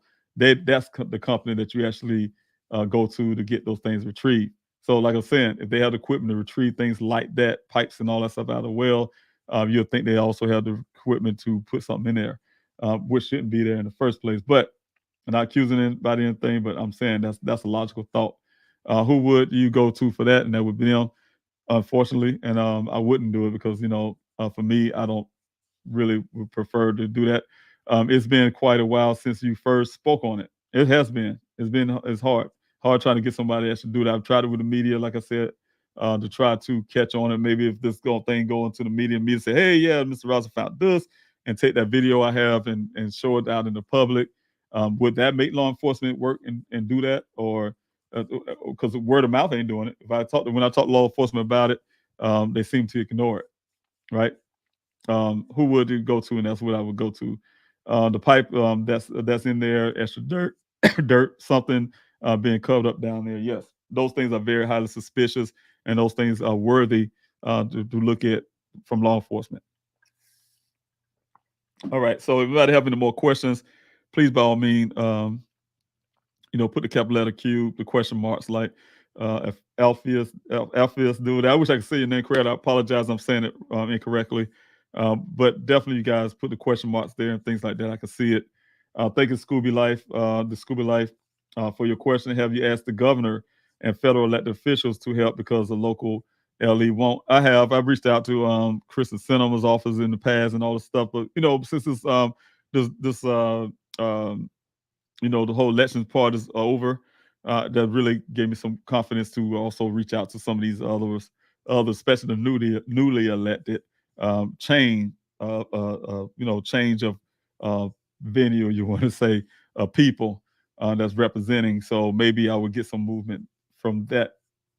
So that's one of the things that I'm doing right now, is pushing that as well, pushing and advocating for that. Definitely got to get those officials, those federal elected officials, to get on board on some stuff. So yeah, that's coming too. So yes, definitely doing that. I'm doing push everywhere I can with the mayors as well. That's why you guys saw I had the mayor, the meetings with a couple of meetings with the mayor of Tempe. Been reaching out to some of these city councils and all that kind of stuff. So City Council Garcia is one of them for Phoenix. So this a couple of people. I'm reading out to a lot of these officials as well. I have to do everything I can, you guys, to try to keep Daniel's story out there. Try to get my son some justice. Trying to get some help. It's not just. And again, I'm saying this again. Just like Nessa said, we're not going nowhere. We're not going nowhere. So they think we're going somewhere. We're not going anywhere. So so they got to be ready for that. All right. I think I missed that question just now. Okay, there you go. And I would put it, but we're not going away. Thank you, Scooby Life, for those questions. All right, Coletta, thanks so much. Colette, thanks so much for your question. Has anyone used a drone camera? Yeah, you said in the, I don't know if you mean it in the well. Okay, there are drone cameras that can be used to go into mine shafts. Well, no, going to the mine shaft, no. But we have utilized drones out there for the searches in the past.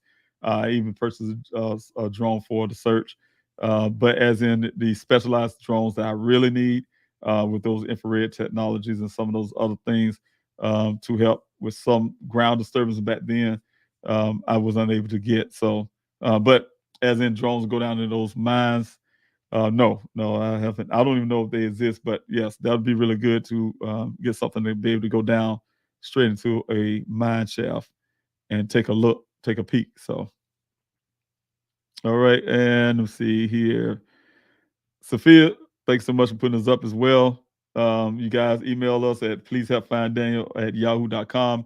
If you guys want to be a part of this Q&A, have a loved one that you want to share this story, yeah, please hit us up. You guys want any flyers, you can do the same, use the same email address to have those sent out to you. You want to create them yourself, again, you can go to pleasehelpfinddaniel.com, and there's a PDF there so you can make them also. If you want to be part of the ambassador program, you can email me there as well and let me know that. But I will be having an ambassador meeting tomorrow. So you guys go to pleasehelpfinddaniel.com.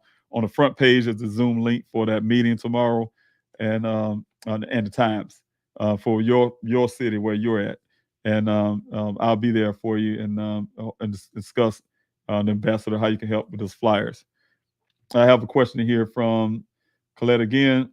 When coworkers said that he was acting strangely prior to his disappearance, how so? I'm wondering if he had been threatening in a way. The girl he liked, did she report him to the police or friends? First part of that question, like I said, there's only one. When I read that report, the report I have, the original report, I can only take one person's story to stock, and that would be Roger, because like I said, they hang out often. Those coworkers, like I said, there have been times they say, "Hey, look, they went hiking," but it's not like something they do every weekend or even constant. So it's not something that's always done. But that Roger is one person that Daniel definitely was hanging out a lot with, from my understanding. But he'll have some say so to say, "Hey, yeah, he's that kind of odd or strangely coming up to." If he was to say that, then I wouldn't argue with that, right? But it depends on what that oddly and strange really means. But no, other than that, when they say co-workers say that, nah, well, I don't know what they're using this plural and stuff like that, because like I say, he's a field geologist. He work out in the field. He don't even come to the office. He's a hydrofield geologist. So he's not there walking around the matrix office like that. You know what I'm saying? Like I said, again, they rarely even see the geologists come in or the field geologists come in because they can come through a back door to drop samples off and keep moving or whatever they do. And they show that to me. Okay, and so I'll say I'm wondering if he had been threatening in a way. I hope not. There's no evidence of that. I haven't seen anything so far through his phone. The stuff I was able to get. Now the phone's been going into deeper than what I was able to get from that phone the first time. So because I have a different law enforcement agency that's definitely looked deep into that phone. So hopefully I'm getting a feedback from that pretty soon. So hopefully I will get more information. But other than what I found through the phone for Daniel, I didn't see anything that was suggesting being threatened or anything like that. So the girl he liked, did she report him to the police? No, she did not. Or friends. The police approached her. And one of the things is, no, she didn't report the police at all, but they did approach her, and only because my daughter and I, of course, my daughter, she's living in Phoenix at the time, and so she's around Daniel all the time as well. She's gonna be around her brother, and so so she mentioned the young lady as well as I did, and the reason I mentioned the young lady to the law enforcement is because Daniel told me about her himself. He told me about her. I think it was like 2 days before he went missing. Me and him had a long discussion, like our 2-hour conversation, and he discussed that stuff. So that young lady. So of course we mentioned that as people who may know something, days coming up to him going missing and things like that. So that's how she came into the picture for law enforcement to go reach out to her and find out who she is and have those questions. for an understanding. All right, I have a question from Country Girl. Thank you, Country Girl. I really appreciate that. Your question. Is it true that Daniel's Bluetooth never can reconnect to his Jeep after 712, as states in the police report? I do not know. As in, did his Bluetooth never reconnect? I don't know about all that part. I didn't read that in the report. That's probably one of those new reports that they put out later. I don't know. From some data that I don't know. But the whole point is, no, I don't have the answer to that one. As in his Bluetooth never reconnecting and things like that. I'm not sure at 712, but at 712, guys, whether it connect or not, it was some phone calls after that as well. With his phone call, he was reaching out to Ken after 712. So it's reaching out to him, and also some incoming calls from his job. Right, so it was some back and forth for that. So Dan was actually using his phone. But I don't know the relevance to, reconnecting to his Jeep and all that. If he's away from his Jeep or not. Was he going inside a store or walking away from his Jeep in the field? I don't know. So, but I do know the timeline of the phone records. All right, so I have to look at that. So I don't really know how to answer that one. Thank you again, Anissa. I really appreciate it for the constant support. Thank you for the super chat again. That's amazing. I really appreciate that. We are all here to support you, Mr. Robinson. And I see that, and I really appreciate that. Thank you, Anissa. That's really wonderful of you to constantly keep supporting like that with these super chats, and as well as being here, being an advocate of actually saying the things you're saying and really fighting for Daniel. From I don't know where you're from or where you're at, but you're there fighting. Just telling me, hey, look, I'm not by myself, and we need to fight together, as you said earlier. So when you feel weary, we will lift you up, and I really appreciate that. When you feel defeated, we will lift you up. We promise you and Daniel we won't ever give up, and that means a lot. Thanks so much. I really appreciate that. That really make me feel happy right there. Just I really appreciate that. So thank you. The words can't express. I really appreciate that. Just for you saying that really means a lot. Thank you so much, Anissa, and thank you for that super chat again. I really appreciate it, and thank you all. Thank you everybody who's here on this Q&A. I really appreciate you guys. I really appreciate that. Thank you again. That really put a smile on my face. That's something I'll be keeping for the rest of the evening. I really appreciate that. Thank you, Tatia, for your support as well with the moderation. I really appreciate it. Please continue to share Daniel's story. I really appreciate that. That's right, you guys. Like Nissa said, and also Tatia here. Daniel's story had to get put out there. I'm not a news organization. We have 2.1 thousand subscribers, and that's my efforts of trying to get Daniel's story, and you guys as well. Efforts trying to get Daniel's story out there, to keep it out there. That's the reason why I'm getting all these thousands of flyers out there, and just doing everything I can. We have some people who may want some of those. We're working on that still. We have some now already. The yard signs, same kind of signs you use for what the political people may use to put in the yard, say, hey, I'm voting for this person. But we have yard signs and things like that. Everything matters. Everything matters to get Daniel's story out there.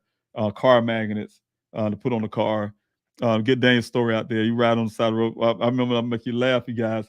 I was at a light one day, and I forgot it had the car magnets on the car.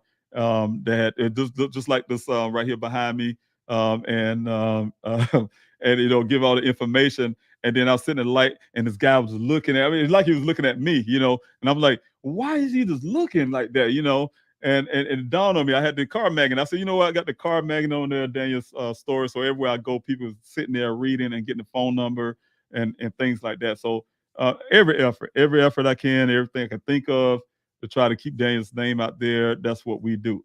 I have one person who works closely with myself and my team. She's a volunteer out in the desert. She's also a veteran.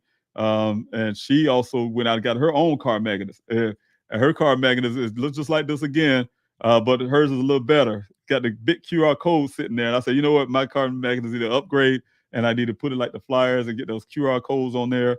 And so people can, at the light, they'll use their camera and just get that QR code and make it easier for them. So that's a good deal. But yes, we do that. Car magnets and all. I have some car magnets in California out there passing Daniel's store. It don't matter. Some people say, why are you reaching out to other states and things like that? Because it's got it. Maybe one person. In my opinion, it's one person that can solve all of this.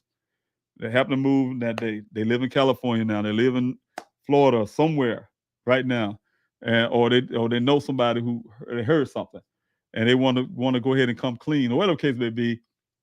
I need to reach that person, and also it helps with resources as well as me to keep on continuing to fight. You guys, resources to be able to do what I do in Arizona. I'm not wanting to go anywhere, you guys. I'm really trying my best not to go anywhere. I'm going to keep the pressure on the police department. They're going to have to keep constantly until my son is found. They're going to have to keep pressing. You're not going to turn my son into a cold case. Well, we did the best we can and we're just done. No. You're not doing the best you can. That's not the best you can.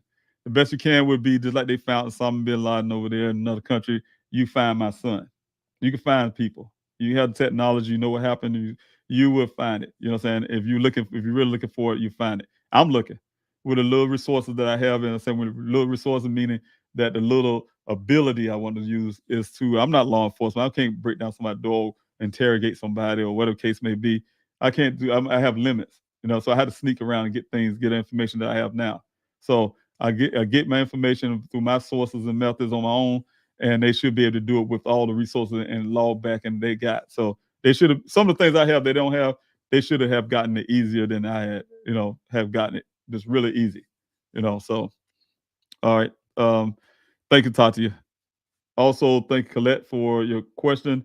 Has missing person report Daniel being sent to the Citizen app? I don't know what the Citizen app is. But if my team is on here, and if you guys can write that down, I guess it's an app you can use. But no, it hasn't been done at all. I didn't know there was an app for that. I did have someone to offer a type of app to be able to do, I think, something similar to that. Create an app for Daniel to put out there. So we'll see about that one too. All right. Thank you again, Country Girl, for your question. Why did the Buckeye Police Department wait to tell you that they found the Jeep? I never understood that. I never understand it either. I've been out there fighting for my son. I've been in their police department in their interrogation room. My daughter was coming out to the searches at the time as well. We're out there with the volunteers on the ground. I mean, rescue. We was on rescue mode. We was out there early in the morning before the sun come up. And our goal is to get out there before 11 o'clock in the morning. Man, we was out there like 4:30 in the afternoon. People's really hungry trying to help. And I mean, I really, really appreciate everybody. There's some people from Buckeye as well. Was out there with me in that desert in that 118-degree weather and out there in that desert all morning into the day, all day, looking for trying to rescue Daniel, right? And law enforcement know that without them even trying to offer help. They knew this though, right? And only thing they ever did tried to talk me not to go in the desert. But they knew this. And then when the vehicle showed up, you trying to tell me that you didn't call me when you found this vehicle because you didn't want to disturb my sleep. That was their answer to that. Oh, we didn't want to disturb your sleep. I'm like, what? You think I'm, I would say it in a different way. You think I'm actually sleeping, right? Yeah, I'm not sleeping now. It's been over a year. I have to sleep, of course, common sense. But when I say I'm not sleeping on my son. And so that was offensive. You telling me you weren't. And not only that, when I later hindsight after that, of course, once I was able to get interview and interview the rancher who found the vehicle, he said it, and it sounds everything he says is real consistent. He said, "Hey, look, when that vehicle was there, when he called them, they showed up. They took their time. He was a little pissed. They took like over an hour or something just to come, and almost thinking like say 2 hours. So they showed up, and the first thing they did, told him, say, don't alert the media about this find, and don't tell the family. Why is those two things? Don't alert the media, and don't alert the family. This from the Buckeye Police Department. So that's what was told to us. So why would the police department not tell us? And they went whatever they did. You guys, you can see that's what I'm saying. Another thing I say in that report, they say we had the cadaver dolls and all those dolls from Maricopa County. So that was saying Maricopa County had to be involved. Sheriff's own office.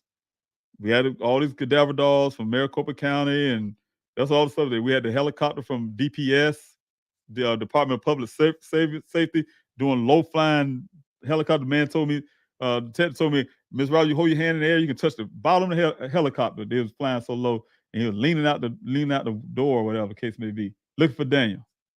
But if you ask the rancher, his testimony with me and my investigator, there was no helicopters out there. He said they used drones. There were no cadaver dogs and search dogs. They had a dog, which had been out there almost an hour, and they had to bring it back at 10 o'clock at night. They brought it out there almost an hour and brought it back because they said the mountain lion was stalking it. So, but the funny part about that is it consistent, because when they told me, they gave me everything, all the pictures. I was arguing with them in this meeting, the chief of police, Larry Hall. To give me, he said, I'm gonna give you all the pictures we got. We got it, because he kept using plurals in that meeting and made me upset. And they only gave me one picture. Insult. They was doing some dirty stuff. And he gave me all the pictures. He had the detective give it all to me on a flash drive. Still got it to this day. Flash drive, right? Not one picture is a helicopter footage. Again, they say they did a search on June the 25th. They call it 25th. I say 26th. And they said they did it with the Phoenix. They used the Phoenix Firebird helicopter. Still ain't get. I put in Freedom Information, get a report, all that from that. They still can't find it. 6 months later now, can't find it. Right. So I'm questioning all of that too. So the whole point is, I'm trying to say, you guys, as in why they wouldn't say that to me or hold it. Yeah, it was offensive. Hindsight, when I looked back at it again, I was offended when he first said that to me on the phone. He didn't want to disturb my sleep. I wanted to cuss the guy out. But I was more concerned with him telling me if he found Daniel or not. Damn the vehicle. What happened to my son? He later said also they didn't find Daniel either. They just found the vehicle. All right, the rancher. All right, Clumsy, thanks so much for your question. How old is Daniel? He's 25 now. Yes, so no, not 23, it was 24, went missing. But thank you so much for that, Clumsy, for that question. Also, you guys, if you have any more questions, I will be scanning down here as well. Country Girl have a question. Question, why did Buckeye Police Department wait until the next day to call you about the Jeep being found? I still don't know the answer to that. I know they said we didn't want to wake you, but according to the report, they found it the morning of that day. And that's a questionable too. The guy, he found it in that morning, or did he say morning? But anyway, when he found it, of course he called it in, and I want to say it was that morning. And but yeah, like I said, yeah, they didn't call me out. He was directed not to even. And this guy, he had to find me. This rancher, he found me to tell me all of the stuff, give me those pictures that he collected, that he took himself. For that reason, he took a lot of pictures of the scene himself, right? Something that Buckeye Police, they gave me one picture. This is so insulting. They gave me one picture to go by. I put that in the public for you guys, and I had to go by that one picture. One picture. I thought I was like, why would the police department take on one picture of the scene? And gave me one picture, but like I said in that meeting, I had to force it out of them, because Larry Hall, Chief Hall, was using plurals, pictures the whole time, and it was pissing me off. And we got into that, and I got them to give me all the so-called pictures so I can look through them. But this rancher gave me more pictures than Buckeye gave me, right? And when he went to go give me these pictures, is because he said Matrix New World, for whatever reason, was bugging him, harassing him. Him and his wife couldn't hardly eat dinner. They kept calling back to back, and they couldn't eat dinner because they want those pictures for whatever reason from him, right? And he said before the Buckeye Police Department get to him, or somebody come try to get those pictures where he can't have them or something, and say, oh, they need them, whatever, he wanted me to have them. And the way he did that, he called the news organization. I was out there at the time working at every news organization I can. And he got in contact with me through my news organization back in South Carolina, back at home. He talked to them because he saw a news article or something. He reached out to them. They reached out to me and gave me his number, and that's how we got in contact. So he was really wanting to make sure I got it for whatever reason. And then he did meet me later at my hotel and with my investigator, and gave us the whole breakdown of everything that he could. And he said he's willing to testify and everything else, go to court and yada, yada, yada, and so on and so on. All right. Thank you so much, Fias, for your question. And let's see here. It said, what would it take to search that well completely? The well is being searched, but as in to get those things out of there, I need a company to be able to do it. I did, like I said, look into a company to do it, and the only company to do it is that same company of the guy who claims that he's last seen my son at the well, who I think his story is not credible, and the company is the only company that could take something out of a well like that. So it's different and get law enforcement to do it. That's what I'm working on right now, and I'm gonna keep pushing that one. Question on the Buckeye community website, LLE reports they briefed the FBI on November 23rd on Dan's case. Did anything come from that? I put in a letter. I wish I would have put that letter up here too. But I put in a letter and request the FBI into the case, and I put a long letter. It was a long letter, not super long, but lengthy with facts. I had my attorney to look at it. She looked at it to make sure some legal sounds. But other than that, it was I wrote this letter describing what I used Chief Hall's words. He was on CNN talking about how Dan's case is very highly suspicious and whatever case, because we're looking at foul play, and they don't want to move on it. But at the same time, I was able to describe this situation. My son was missing in the crime scene. We was out there finding human skull, not too far from where the vehicle was found, and also human remains out there in that desert. And my son went missing in it. It's a crime scene. I just been able to describe some of the other details, but to make a long story, with that letter, he did reply back, and he had to, because I CC'd a lot of people. I CC'd a lot of people, officials, to make sure, so he can't say he didn't receive this letter. He replied back immediately. He said, "Yep." He had a case briefing with the FBI. Oh, he put it like, oh, I already requested it or something out of other. And so had a case briefing as soon as he requested it. He's waiting on them to get back or whatever case may be. We immediately, my attorney the same day, he replied, immediately sent him a letter requesting that we are present at this case briefing. If they don't want her there because she's an attorney, I need to at least be there myself, right? I need to be there myself just to hear what they had to say and put my part, whatever the case may be. They did not respond. I got a little weary about it. I talked to my attorney. She said, give them a couple of days, David. And I did that. And why I did that, when I did that, they called back and said, the Buckeye Police Department called back and said, well, they already had the case briefing now. And the FBI looked into the case and they said, Mr. Robinson, you're doing such a great job on your own. We don't need to come in. And that's what the case briefing was all about for me. Of course, later on, I did not like that. I don't really believe the FBI would say that, but that's what the Buckeye Police Department told me. And so I went out to the field office in Phoenix, the FBI office in Phoenix. One of my team members was able to get the agent's name to find out who was doing that case briefing. We talked to him. I talked to him directly, of course, expressing him about this vehicle being on federal land and so on, so on, so on.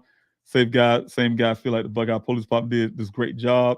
Whatever they told him, the FBI, they're doing this great job, and as well as just because the vehicle's on federal land don't mean it's the FBI jurisdiction. It's not federal jurisdiction. That type deal is Buckeye's jurisdiction. Later, I can tell you guys I cannot put some things in the public, but I understand the reason why that agent would be doing things like that. Like I said, the FBI is the source I really need, but it's only good as the link, right? So if you got a bad link, then, of course, you have some things like that. But the thing is, I'm still working on that, getting the FBI involved. My son's case, of course, I've been reaching out to the Washington, D.C. Office instead of this regular field office in Phoenix. But definitely, yes, that was one of the part. Nothing came out of it. Even the report I put in about the death threats and things like that, nothing came out of it. It's kind of pushing back and forth, that type deal. All right, Amber, thanks so much for your question. Were you able to follow up on Lee's that your aunt mentioned a couple of weeks ago about someone who had an early tip about what happened to Daniel? Not much, not much. You know what? That kind of went under the radar, Amber. And when she brought it back up again, it still went under the radar because I've been doing a lot of moving around. Y'all probably could tell because I didn't have the green screen. But yes, I'm going back in to visit that again. But yes, that's very worthy to look into as well because that kind of goes along with the timeline. That's some things he wouldn't. It's impossible for this guy to have known beforehand. What was the assumption that he made the wrong turn? You know what I'm saying? The story wasn't even out yet. The guy haven't told his story to the police department yet. That he said Daniel went south and made it to T Junction and he instead of even turning left, he turned right. That's one thing that wasn't even out yet. And this guy, he had information about that pre-hand. So yeah, that type deal. Like it's, and in my mind in South Carolina, traveling, I'm not saying, but traveling from South Carolina, while I was hearing that, I was thinking that maybe this Sun Valley, not Sun Valley Parkway, but the White Tank Mountains or whatever the guy was at, all the stuff is wrecked close, like a little park. You know, in my mind, I've never been out there in Arizona, those areas. So in my mind, I thought it was someplace really close, and I found out now it's nowhere near. So and it's close, but not like, you know, right down the street or something. And so yeah, there's a lot of things that shouldn't have been said or already known prior. Clumsy, thanks for your question. Have you seen anybody cam footage from the day or interviews taken around the time of Daniel's disappearance? Cam footage, no. Um, and, you know, it's a lot of things that the Buckeye Police Department can do. You know, one thing you guys, you got to really understand this too. By law, they don't have to do anything for Daniel. As long as they can keep his case as just a missing person, they really don't have to, right? That'd be nothing. So I sometimes wonder, you know, when they do that, they don't have to go look for um, cell phone pings from somebody else's phone who's saying verify their story, whatever the case may be, right? As long as they can keep it that way, they don't have to do anything, right? And that's what the problem is. And we know that something else is going on with this situation. And so the body cam stuff, body cam footage, I need to get those as well because they do have body cam with the Buckeye Police Department, right? And also the Phoenix department. So those are things I'm requesting for, and I'm still not getting there. But I'm definitely going to deal with the Buckeye Police Department. Those are things I need to say. For instance, they said they're trying to change the man's story. Officer Cruz, he was the first officer that I talked to when I reported Daniel missing, and he told me himself. He said he's riding in the area. When he said riding up, he's saying he was riding up down Sun Valley Parkway, right? He told me running outside. That's when I first started hearing about the Sun Valley Parkway. I never heard a word. I also knew about the White Tank Mountains. But when I heard the first Sun Valley Parkway, he just riding up down the road, right? To see if he's stuck on the side of the road. This is a guy told me, but in the report, they put it as in if they was out there in the desert at night searching for Daniel on foot or something out there in the dirt. I mean, this desert is dark, pitch dark, right? They out there in their little vehicles riding around in the area of the desert, washers and all, in the dark, riding around looking for Daniel. I don't believe that, first of all, because it wasn't told to me that night. They said it's riding up and down Sun Valley Parkway. That's what told me. So that type of stuff. So they have body cam footage and things like that, if that's what you're asking for from that day, or interviews taken around the time. Dan's interview thing. I really question anything that the Buckeye Police Department say they did up front.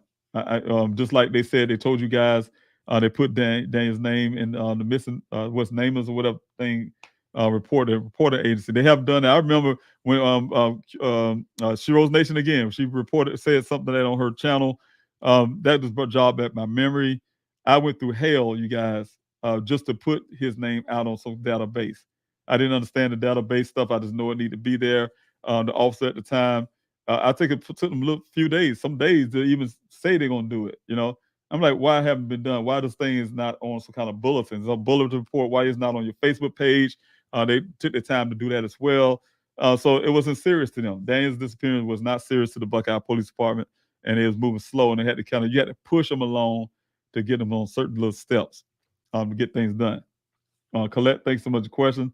Are you able to give us any information on how the info in his apartment in Tempe could be tied into his disappearance? I give you a little bit, and you know, like I told you guys, what I can put, Colette, is what I said out there in the Q&A in the morning, is that apartment, my investigator, when he went in, when the Buckeye Police Department went in, so don't get confused, you guys, when you read the report, went into Daniel's apartment. They went with the landlord into Daniel's apartment where they couldn't touch nothing.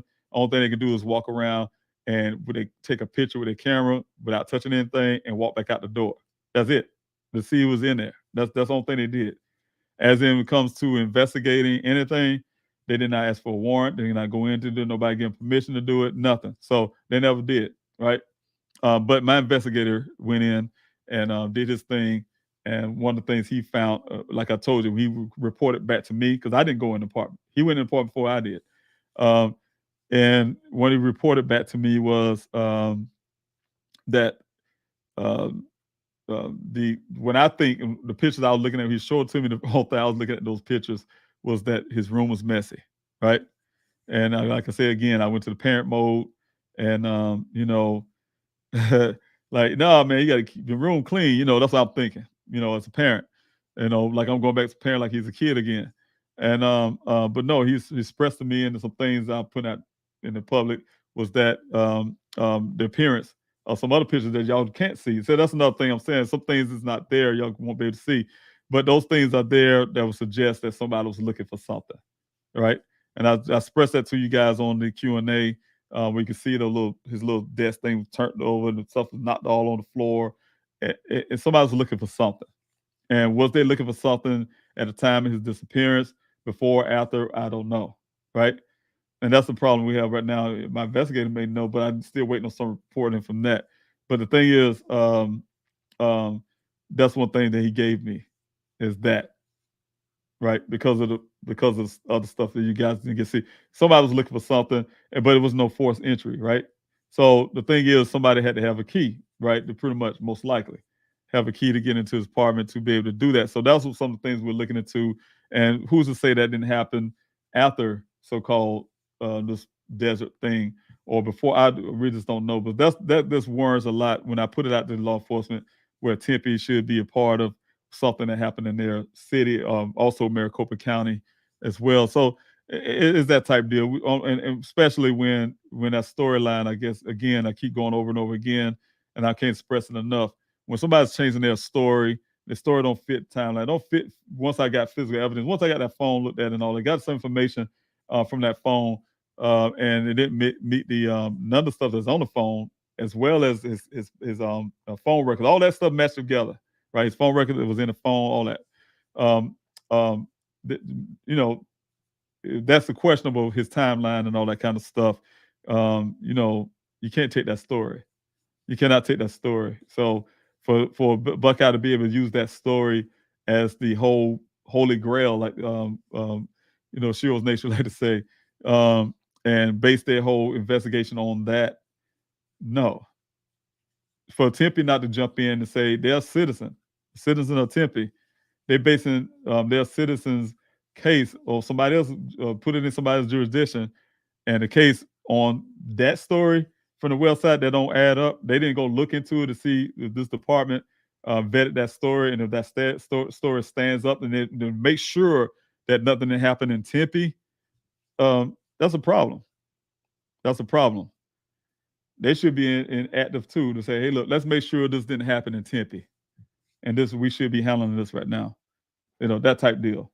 So that's what I'm looking at. That's what I'm looking at. So yeah, the information on that apartment, that's what can my opinion need to be looking to. As if it's tied to his disappearance, I don't know, but as into being warranted to look into because of those findings from my investigator, yes, very much so. Let me see here. If I have any more questions, you guys, I'm running out of time. Oh, we're at the 2-hour mark already. But thank you guys for coming in the Q&A. I'll try to get the rest of these questions real quick. And whatever I don't have, I'll do it next week. But I'll try to run through the ones I have now. And just want to tell you guys, thank you again. Do you feel as if Daniel? Thank you, Latanya. Thanks so much. I really appreciate you being here. Do you feel it as if Daniel did leave the desert, but car was staged back in the desert? I don't know if he just left the desert. I wouldn't say he just left the desert, but I do know the car was staged there, right? According to my investigator. Now, the other part is that's being totally trying to be wiped off is the fact that a couple things. If the Buckeye Police Department claiming the vehicle that was there on the on Verrado Way over there on the side of the road that looks just like Daniel's vehicle, and their excuse is, well, the rims look different or something. Same picture we're looking at, and you see the shape and everything that looks exactly like this vehicle sitting here, but you're looking at a rim and say, oh, because of this blurriness, that can't be their rim, so we don't believe that's his vehicle. But at the same time, we went up there, the vehicle was there, this guy, now this is a storyline. Buckeye Police Department already said they looked at this vehicle from the picture now, off the website, not because they went out there in the person. This guy called me, the one that took the picture, his wife took the picture, and told me, I was at my hotel, that the vehicle was still there. He was literally looking at it on the phone, talking to me on the phone. It's there. I'm on the way. I'm on the way up there. I'm gonna get my daughter, and we're gonna come up that way. And, try to go look at this vehicle, see if it's Daniel's vehicle. And I was going to get my daughter because she knows Daniel's vehicle. She's seen it before. This will be my first time seeing it. And so of course, excited about it. I'm gonna go ahead and this might be it. I called the Buckeye Police Department. Hey man, I'm headed up here to this Verrado Way to look at his vehicle. He said, no, that's not your son's vehicle. I was like, wait, hold on, let me finish my sentence at least. How you know it's not my son's vehicle? It looks like it. Well, I know I don't think it's his vehicle, somehow or the other. But I'm like, well, my mind thinking, well, did he already hear about this? Obviously, must be because the guy did mention it to them on their Facebook page. So I said, well, man, can you please, as total officer, can you please send a cruiser out there to see if that's my son's vehicle, right? I want y'all to physically go look at this vehicle because I'm on the way up there and I want to see it. If that's Daniel's vehicle, y'all need to secure it and find out, right? And as soon as I did that, he said, yeah, he'll send a cruiser. I got the phone, was on the way almost to my daughter's house, picked her up, and was heading that way. And I called the guy back, and the guy called me back, Mr. Robinson, that vehicle's gone. I just went back out there to check again. It's gone. I'm like, I'm confused about that. I said, what you mean it's gone? He said, yeah, it's gone. It was there. I mean, it was just here, but now we went home, came back, it's gone. All right, well, look. I said, well, the Buckeye Police Department said they'd send a cruiser. I said, yeah, I seen the cruiser. I seen the cruiser pass by me, but the vehicle gone. I called him back, called Buckeye back and say, hey, why is the vehicle gone? Where is it? He didn't know. Can you find out who towed it away? Because it had to be told. It was messed up. To this day, they won't tell me. To this date.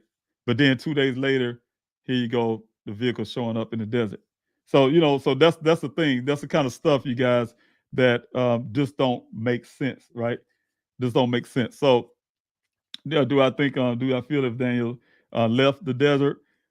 I wouldn't see Daniel leaving the desert and leaving his car. I mean, like, what are you gonna do? Walk from the well site if he was there to Sun Valley Parkway? Left his car there. Say, yeah, you know what? Forget this car. I'm gonna walk to the Sun Valley Parkway and catch a ride, hitch a ride, wherever you need to go, whatever. He got a car, or he somehow wrecked his vehicle with all that damage and all the stuff going on, and he got a car and just left the desert. And then, stuff just don't make sense, right? It wouldn't make sense. Wouldn't even add up. It wouldn't be common sense. It wouldn't be logical. The thing is, but no, I don't believe he just left the desert and it's called a stage. He left on his own and left the state.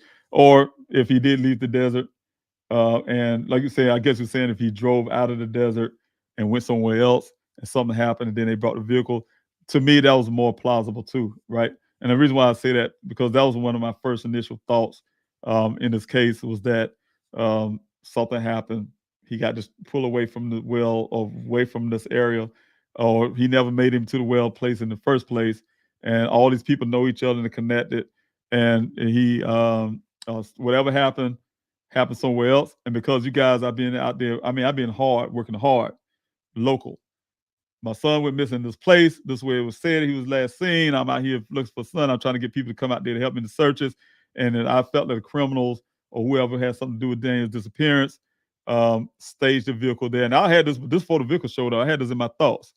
They staged the vehicle, or whatever. When the vehicles came up there, so they sit there and stage this guy, staging stuff there. So my investigator said that, like, yeah, I believe that. Yeah, man, this thing was staged. Yeah, I believe that. I say, yeah, because there's no way that you're gonna say, hey, my son was missing out there in that well, and then all of a sudden his rancher say, oh, I just found it right there, and the vehicle was like 2 days before Friday. So before my investigator said that, I knew it. I already had it in my mind. I said, you know what? Yeah, I really believe that. I really definitely believe that it was staged. And he verified it. He verified it. It's common sense to me, and he verified it. So everything he found, the additional amount, and that goes back to the gentleman that was talking about earlier. I can't remember his name, Silverhead. So everything. There's a lot of things that's definitely Silverheads. I get it. He haven't never physically seen the vehicle or anything like that either. Um, um, all the information I got from my investigator, from some of the stuff that we was able to get to law enforcement, no, this vehicle was not there for 30 days and all the stuff and blah, blah, blah. I don't know what he's saying in his videos, but like I said, you literally have to ignore all the stuff we know on the ground for that to be even plausible. So the whole thing is, yeah, that's one thing as well. But definitely, yeah, my investigator, I knew it before he even said, when they showed me that vehicle, told me the vehicle was there and showed me that vehicle on that back there in that police compound or whatever, I knew it. I said, no, ain't no way. Somebody wanted me to find that vehicle. When that rancher came and said, oh, the vehicle's there, yeah, they wanted me to find that vehicle there. Yeah, they hear the story I'm saying out there in the public, and they wanted that vehicle to be there. And I really believe that. I really believe that's the reason why it was staged, put there for us to find it out there. One out of something with that. And the only strange thing that came out of that, you guys, and when I'm going off and I get past this question so I can get the rest, is that the only thing that stands out to me too is first the Buckeye Police Department saying, according to this rancher, don't alert the media, don't alert the family. That was standing out to me. The second thing is when they did tell me the next day, over 24 hours, about the vehicles found, right? And they didn't find my son. They said, oh, we didn't want to disturb your sleep, right? The other thing is I still had to search that weekend. I was heartbroken. You guys don't know. I was heartbroken, angry, all kind of stuff. And I still had my search. The search still was coming up that weekend. And I mind you, Buckeye Police Department and come down to one of my searches, not one, you guys, not one of my searches, not one time, right? At that point. And not even on an invite. They didn't even come out at all. I invite them. It's on the police help find at searchdaniel.org. The law enforcement is always invited out to my searches, right? Because I need their help. Never showed up. But after that vehicle showed up there, now think about this, you guys, and I say it for a reason. And I say it for a reason because the goal goes with everything I have as well. I say this for reasons. One thing I put in the public, and y'all need to pay attention to that stuff. Like, look, no help at all from the police department. They have no concern of coming to my searches. The mayor, the Buckeye ain't saying nothing or whatever. I can go farther and farther. But one thing that happened that weekend after the vehicle showed up, after this guy said that they said, don't alert the police, don't alert the family, and don't alert the media. Chief Hall showed up in my search that Saturday. That Saturday now, Buckeye Police Department chief, the head guy, showed up, right? Two things happened. There's two things. He showed up with, and I have some other things, you guys, that goes on with this, but it's so much stuff I cannot put in the public. I wish I could. But there's some other details to that as well. But he showed up, right? That's the whole bottom line you didn't know. And the volunteers can see that. They can tell you.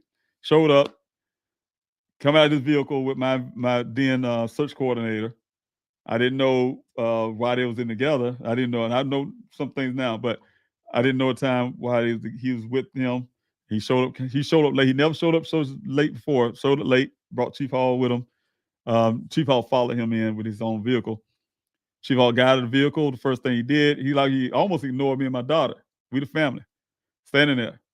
Hey, Mr. Ross, whatever, blah, blah, blah. Hey, y'all, and hey, talking loud. Hey, grandstanding. Y'all want to know what this vehicle? Now, think about it. Mind you, we don't even know. Me and my daughter did not know where this vehicle was located.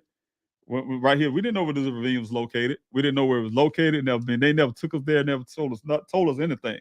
Right? Give us a picture. Give me one picture to go by. Just insulting stuff. And he got out of his vehicle and he's yelling, grandstanding about, y'all want to know this vehicle? Of course, some volunteers who like yourselves, you guys, who really want to know about what happened to Daniel. Yeah, we want to know. And they was all about to run to their car. No, we can walk. And it's right over the hill. We was right in this area called the quarry area. Right over the hill. And I'm telling you, ironically, too, I really want to put other stuff out, but I knew the ironicity that caused me to put that part of my investigation is because the ironicity part is that was my first time in that quarry. I got the information from my then search coordinator who told me about the little spot on the map.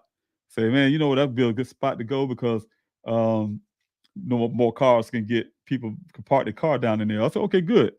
But the thing is also because he said he he got information to find out where this vehicle was located, where it was found.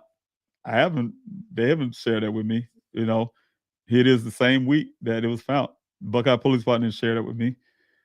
So only way I was able to do it is by the map, and they gave me a map. Buckeye Police Department kind of showed me on a map, so I kind of used that against where it probably could be area in the desert because I really didn't know how to get that coordinates and right because there wasn't no coordinates there. So just looking at the map. So long story short, he got out of the car, grandstanding, you guys yelling loud. We all follow. I got videotape of this stuff to this date. My daughter and we all walking. Right, walking, following behind Chief Hall, like he was Moses or something. We following behind him, and taking us up to this crash site. We got to the crash site. He didn't take us to the crash site. He didn't take us here. He took us to another ravine, right across from it, near it. And he said, "Mr. Robinson, that's where your son." He pointed down this ravine. That's where the vehicle's found. I was here, and blah blah blah, and some other. And I was like, "Oh my God!" So of course, me and my daughter having an emotional look at it. I'm looking at it. I said, "Wait a minute, that don't match my mind." You know, I studied this picture hard. There's one picture that Buckeye Police Department gave me. I studied it very hard, and I said, "Well, that don't look like that picture." But this man said he knows, so I couldn't call him a liar. But then he was he was talking so loud, and he was grandstanding about. Then he starts going off about the cartels and how bad the cartel is in the desert and how bad it is out here. Some of the cartels, this and kind of insinuated in my mind the way he was grandstanding was like insinuating that the cartels did something to my son. Yeah, they land their planes on, they fly their planes in Sun Valley Parkway at night, land on Sun Valley Parkway, drop their drugs off and take off, and all this kind of stuff he was going off about. And while I'm sitting there listening to him, my daughter came to me and said, "Dad, some guy wants to talk to you." Walk off while Chief Hall still grandstanding with the volunteers, and it was the rancher. The only two people that showed up that day, that weekend. Rancher showed up. That's the first time I'm meeting him. First time I met the person who said they found this vehicle. He said, "Man, I don't." He looked at Chief Hall. He turned his head like he was wanting to hear him. "I don't know why Chief Hall saying that's where it wasn't found. It was found right here." You point down this ravine, right here, this ravine here. And the reason why I knew he was telling the truth, he said, "I know because I the one found it or something or other." I said, "You're telling me that he found it." I looked down the ravine. Lo and behold, you see the glass on the ground. I said, "Okay, so he's right." And I saw that stump, the old notorious stump that I look at. If you guys look, I don't know if it's on this picture, but it's a stump there, right? He told me that, and I asked him about that stump. He said, "Hey, it used to be a cactus, and the lightning struck it." And he said, "I've seen these before. The lightning striking and it caught on fire." That's what he told me. So, long story short, when Chief Hall heard him say that, I don't know why he did this. And Chief Hall turned red in the face. He stopped talking immediately and walked past us. And I had never seen Chief Hall or Buckeye Police Department come to my search ever again. Ever. Right? Chief Hall. Buckeye didn't come, the rest of them didn't come, just him by himself. Never ever showed up again. No, offered no support, offered nothing. Nothing. No support, no nothing, right? From Chief Hall. And the thing is, the rancher also never showed up again to this date. Never ever showed up to those search. It's like they both came that one day to do one thing, in my opinion, is to sell me a story or point something out to me, and it was gone. That's it. Never ever came back ever again. So those are things you guys got to always think about when it comes to some stuff I be saying. I say things for a reason. I don't have a lot that I can put out. I try to put little things here and there out. I save those, reserve those for law enforcement. And I have meetings, but like I said, with Sheriff of Zone, I express some of these things to them. I express a lot of things to them, and they don't move on it. And I'm telling you something. A lot of things happen because, like I said, if they're gonna make a department look bad, the blue, even with the FBI, I guess some of the agents, they're gonna make the department look bad. Then they're rather for a citizen like us to not have justice, to even die if it come to it, just to save the blue. right? And I'm telling you guys, I'm just not the person that will allow that when it comes to my son. So I just need your support. That's why I'm constantly need your support all the time. I'm a novice. I'm not a professional. I'm not perfect. I'm not, but I'm eager, and I'm really working hard to find what happened to my son. If you guys had a missing loved one, especially your child, you'll be doing the same thing I'm doing. I'm sure of it. I don't have no, well, my opinion, I wouldn't think nobody wouldn't do it. But thank you for the question. Thank you, Lex. I'm gonna run through the rest of these questions. Is your fund me still active? It is. Funding for equipment. Well, I don't have a search right now. My thing is definitely now for everything like flyer distribution. My efforts being in Arizona and everything else like that. I'm trying to get those searches back up again. You guys, I'm a very responsible person. People say, look, why would take this to do search? It took a lot. The reason why it took that, you guys saw how the searches were run in the past. We had to keep people safe. I did it without the doggone funding before, and I felt bad. And the young lady, I don't know if I put her name out, but she's one I was talking about with the car magnet I was talking about earlier on her car. She got ill out there, right? Working, and it's hot. It gets hot in the desert. And, we have a command center. You got to have a cooling spot. You got to have water. You got to have, everything. You have to have equipment. You got to have these razors. I had a investigator. I had to pay for that. Had to pay for him and his team to get around in that desert. So it's a lot of things. I had to pay for a charter flight for a helicopter before. Had to fight, just whatever the case may be. So a lot of funding was actually being utilized to keep the searches going. I'm not law enforcement. Law enforcement, when they come in full force with like the Petito case, for instance, they came full force with their dogs and everything. You know how many they spent millions of dollars for that case, just to go search for people, right? Well deserved. They should do. That's what they're supposed to be doing. But they spent over $1 million for a murderer in that situation to go look for him, even before they found out that he actually murdered that young lady. They was out there looking for this guy, spending thousands, burning resources, right? And then somebody asked me like, hey, look, the search is why would you need? Because I'm responsible. Because I'm trying to find my son. I'm gonna do everything I can to do that. And so I'm saying, you guys, when you ask that question, yes, it's still active, but I'm not having a search. When I say search, I'm not a public search. I have private searches, and I'm using forensic scientists for these search, and that's how that's going to be for right now until I get those public search. And I'm hoping I get one for next month. I'm aiming to get a public search for next month, and I'm really pushing that really hard. But yes, it's still active. The GoFundMe is still active on the pleasehelpfinddaniel.com. Also, you have another question here. Have you guys or professionals ever done that reenactment of the vehicle crash? My investigator, he did the measurements on the ground. He looked at the information from the black box data to the infotainment system that came out of the vehicle. It's a lot, and that's another thing. Unless these guys have access to the infotainment database, they put in information about the vehicle. There's a lot more to that vehicle data that I haven't put in the public. I got the report myself. I'm not putting that in public just yet from my investigator. I don't think he put that in the public yet. It's definitely ain't coming from the Buckeye Police Department because they don't have it unless he gave it to them, and I don't ever know that he done that. But the thing is, the reenactment of the crash, no, but I had the reenactment myself of the storyline. But the crash itself, no, I don't. He never mentioned that having a reenactment of it. But yes, still looking for information on that as well. So that'll be helpful as well. But I'm definitely trying to get all your questions, you guys. I'm running way out of time. Is the police report released to the public at all? It was. I don't know if they sent it out again for you guys, but it got so bad that I've been calling out so many inconsistencies in their report based on their original report. I'm sure they watch Q&A. Like I said, I'm sure they're watching me right now. They watch Q&A. And once I started mentioning that stuff really strong and going through that report, like burning it down, they took the access to the public off. So last I checked, you guys wouldn't be able to get that report if you wanted it. You probably had to get it download for somebody who already had it before they shut it down and who's circulating around social media. But you didn't get it from me, of course, because the reports I have was unredacted. And, and the crazy part is they did put some information out to the public, my personal information out to the public in the past, and that was problematic.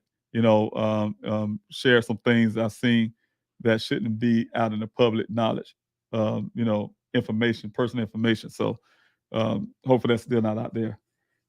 Alpha, thanks so much for your question again. You said for several weeks about new clues or information. Just how close are you to sharing this information? I'm waiting on the police department, you guys. When I say I'm waiting on police department, I'm not waiting on Buckeye. I was waiting. That's why I asked you guys when y'all say, look, if your guys can please, call to action. I'm not telling what to do. If you want to, I'm saying it that way. Call those departments and express these things.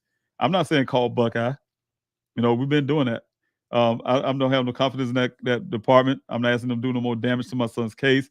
They haven't even had a case. They haven't had an investigation until all of this. What I'm asking you guys to do for call to action is hit up the sheriff's office, the Maricopa County Sheriff's Office. They the one have jurisdiction over my son's case. They're the one. My son went missing in Maricopa County, as well as the Tempe Police Department, Tempe, Arizona. My son is a resident of Tempe. That's part of Maricopa County as well. But he was a resident of Tempe, and also some of the things that they know. I gave them guys, like when you asking those informational clues and information, I give it to law enforcement. I even had Chief Hall in the past try to accuse me of holding back information, right? I'm like, well, dude, why don't you go get some information, right? I don't work for the Buckeye Police Department, first of all. Second of all, I have my whole website set up. You guys, if you ever come to my searches, my website is set up to send them information. I had my tip line to send them information. I took them off of that, but I had my tip line set up that way. But I have my website, so I give them a lot. I think I gave them too much, where they don't do nothing. But that's how I think. I say, damn, if am I on Buckeye's payroll or something? No, they need to get off their fat behinds and go do something. Excuse my expression, but the thing they need to get out and do something. And so, make a long story that I want to, and I'll be tempted. I tempted a lot because I'm so angry. But a lot of things. I try to wait to see what the police department is going to do. I put it out there. They're not taking it. They to me is a protectionism or something going on, and that type deal. And we're just working on it. I'm just working on it so I'll be able to share something. And I try to get a little bit as much as I can. It's really hard to try to make sure I'm keeping public support as well. Saying, and at the same time, because it's really important for me to get Daniel's story out there as much as I can and keep it running. So it's very hard to try to keep public support at the same time, keeping what I do have. Hopefully that law enforcement take it or use it. I mean, not just take it, but use it. Also, I have a question from Dr. Fender. How are you holding up? Best as I can. Thanks so much. Been waiting all week to see you and hear how things are going with his case. Do you think because of what the police report was that may be why retired LE won't step in? Retired LE law enforcement won't step in. I really don't understand the question, but is retired LE to step in. I'm trying to get the last part of the question, Dr. Fender. But yes, I hold up best way I can, and um, like I said, I have waiting on. And if you guys are waiting on the information back from that forensic stuff, it depends on what's been told or whatever given to me. I don't know if that's something I can even put in the public or not. I probably can put some stuff in the public. Hope it's something I can utilize to help find Daniel. I'll just put it that way. And once I get this meeting with them, I will get some information. I do have an upcoming meeting with them to get a briefing about what was found on my son's things. Right. So I'll be looking forward to that myself because I need to have some answers to this. And let's see here. I think I'm done, you guys. Okay. Thank you, Nissa. Thanks so much. Did Daniel have a morning routine? Yes, he did. Matter of fact, Daniel was stuff I got from his phone the first time was he's a person who does things. He had the time for everything. He has the time for everything. In other words, he's organized, very organized, and in his routine in his day. He had an alarm for things. I mean, he had an alarm for this in a way, and an alarm for that, that type thing. He liked working out. I guess if you want to call hiking working out, I'm not sure if he go to the gym. Stopping for coffee. I didn't see anything like that, etc. But yeah, he had his routine. He had a routine. And if so, were these places checked for video sightings, interaction with workers, or timestamps? No, because I wouldn't know what places to look for where. But I said when I say he have a routine, I could tell by his phone. But as in where he went, things like that, I wouldn't know that type of stuff, right? So, what places? But I can say that everything else, the time when I was able to get stuff was being wiped out. Everything after the 22nd was wiped out. And also the things before the 22nd, his own thing was dealing with the young lady. Cocoa Puff, is there any, thanks for your question, is there any public, anything the public can do to help the FBI, get the FBI involved? Yeah, this same thing, you guys, is hit them up. That's the only thing I can think of. Hit them up, and public pressure do a lot, man. I'm telling you guys, we see what happened with Congress and everybody else. You got public pressure, man. That helps out a lot. I just don't know how to really get it. When I say, you guys been doing a lot already, but how to get more. Like I said, still working on it, learning how to get more. Only thing I can do is continue to do what I'm doing, reaching out to as many people as I can, email, text, call, whatever the case may be. Try to get on somebody's show to whatever the case may be. Get some public pressure, and yeah, public pressure moves a lot of things. So, public interest is what they call it. Question: did LE do any fingerprinting or anything in his apartment? No, they didn't do anything in his apartment at all. My investigator took care of things for that apartment. Let's see. And I think you guys, I'm probably done with the questions here. And I really thank you guys for being a part of this Q&A. And I can tell my moderators probably gave up too as well. It's been on here over 2 hours. I see some things on. You guys see some things on this Q&A that shouldn't be there. That stuff that people put spam and all that kind of stuff. And I apologize for that. Got people out there. I've met since I've been doing this, put myself in a public situation. Yeah, I deal with a lot of different kind of people. I just put it that way. Some in bad situations, bad ways, and most people are in good ways. So just ignore that stuff you see in the chats. I did see some things just now. But thank you guys for being a part of this Q&A. And I really appreciate you guys coming out. I hope I get to see y'all on the next one. And please, by all means, please don't stop your support. If you can, just share Daniel's story. That's what it's really about. Even if I can't do much anymore, just one thing you guys can do for me to help me and my family is to be able to put Daniel's story out there, keep it constantly going, tell somebody, share it with somebody, share it on social media. I try to put some content, whatever I can, on Twitter. If you guys want to follow me, I do more Twitter than anything. I need to get all on the other social media platform as well, which I do have that as well. My team do a lot of that. But if you guys want to hear me, what I say a lot is on Twitter. So by all means, you guys, please keep the story out there. Please, if you guys haven't done already, like, share, and subscribe to this channel, the algorithm. That way, his story can, get out there. So thank you so much. I really appreciate each and every one. Thanks for coming out to this Q&A. Thanks for supporting my efforts, bringing awareness to my son's case. And like I said, to spread the word.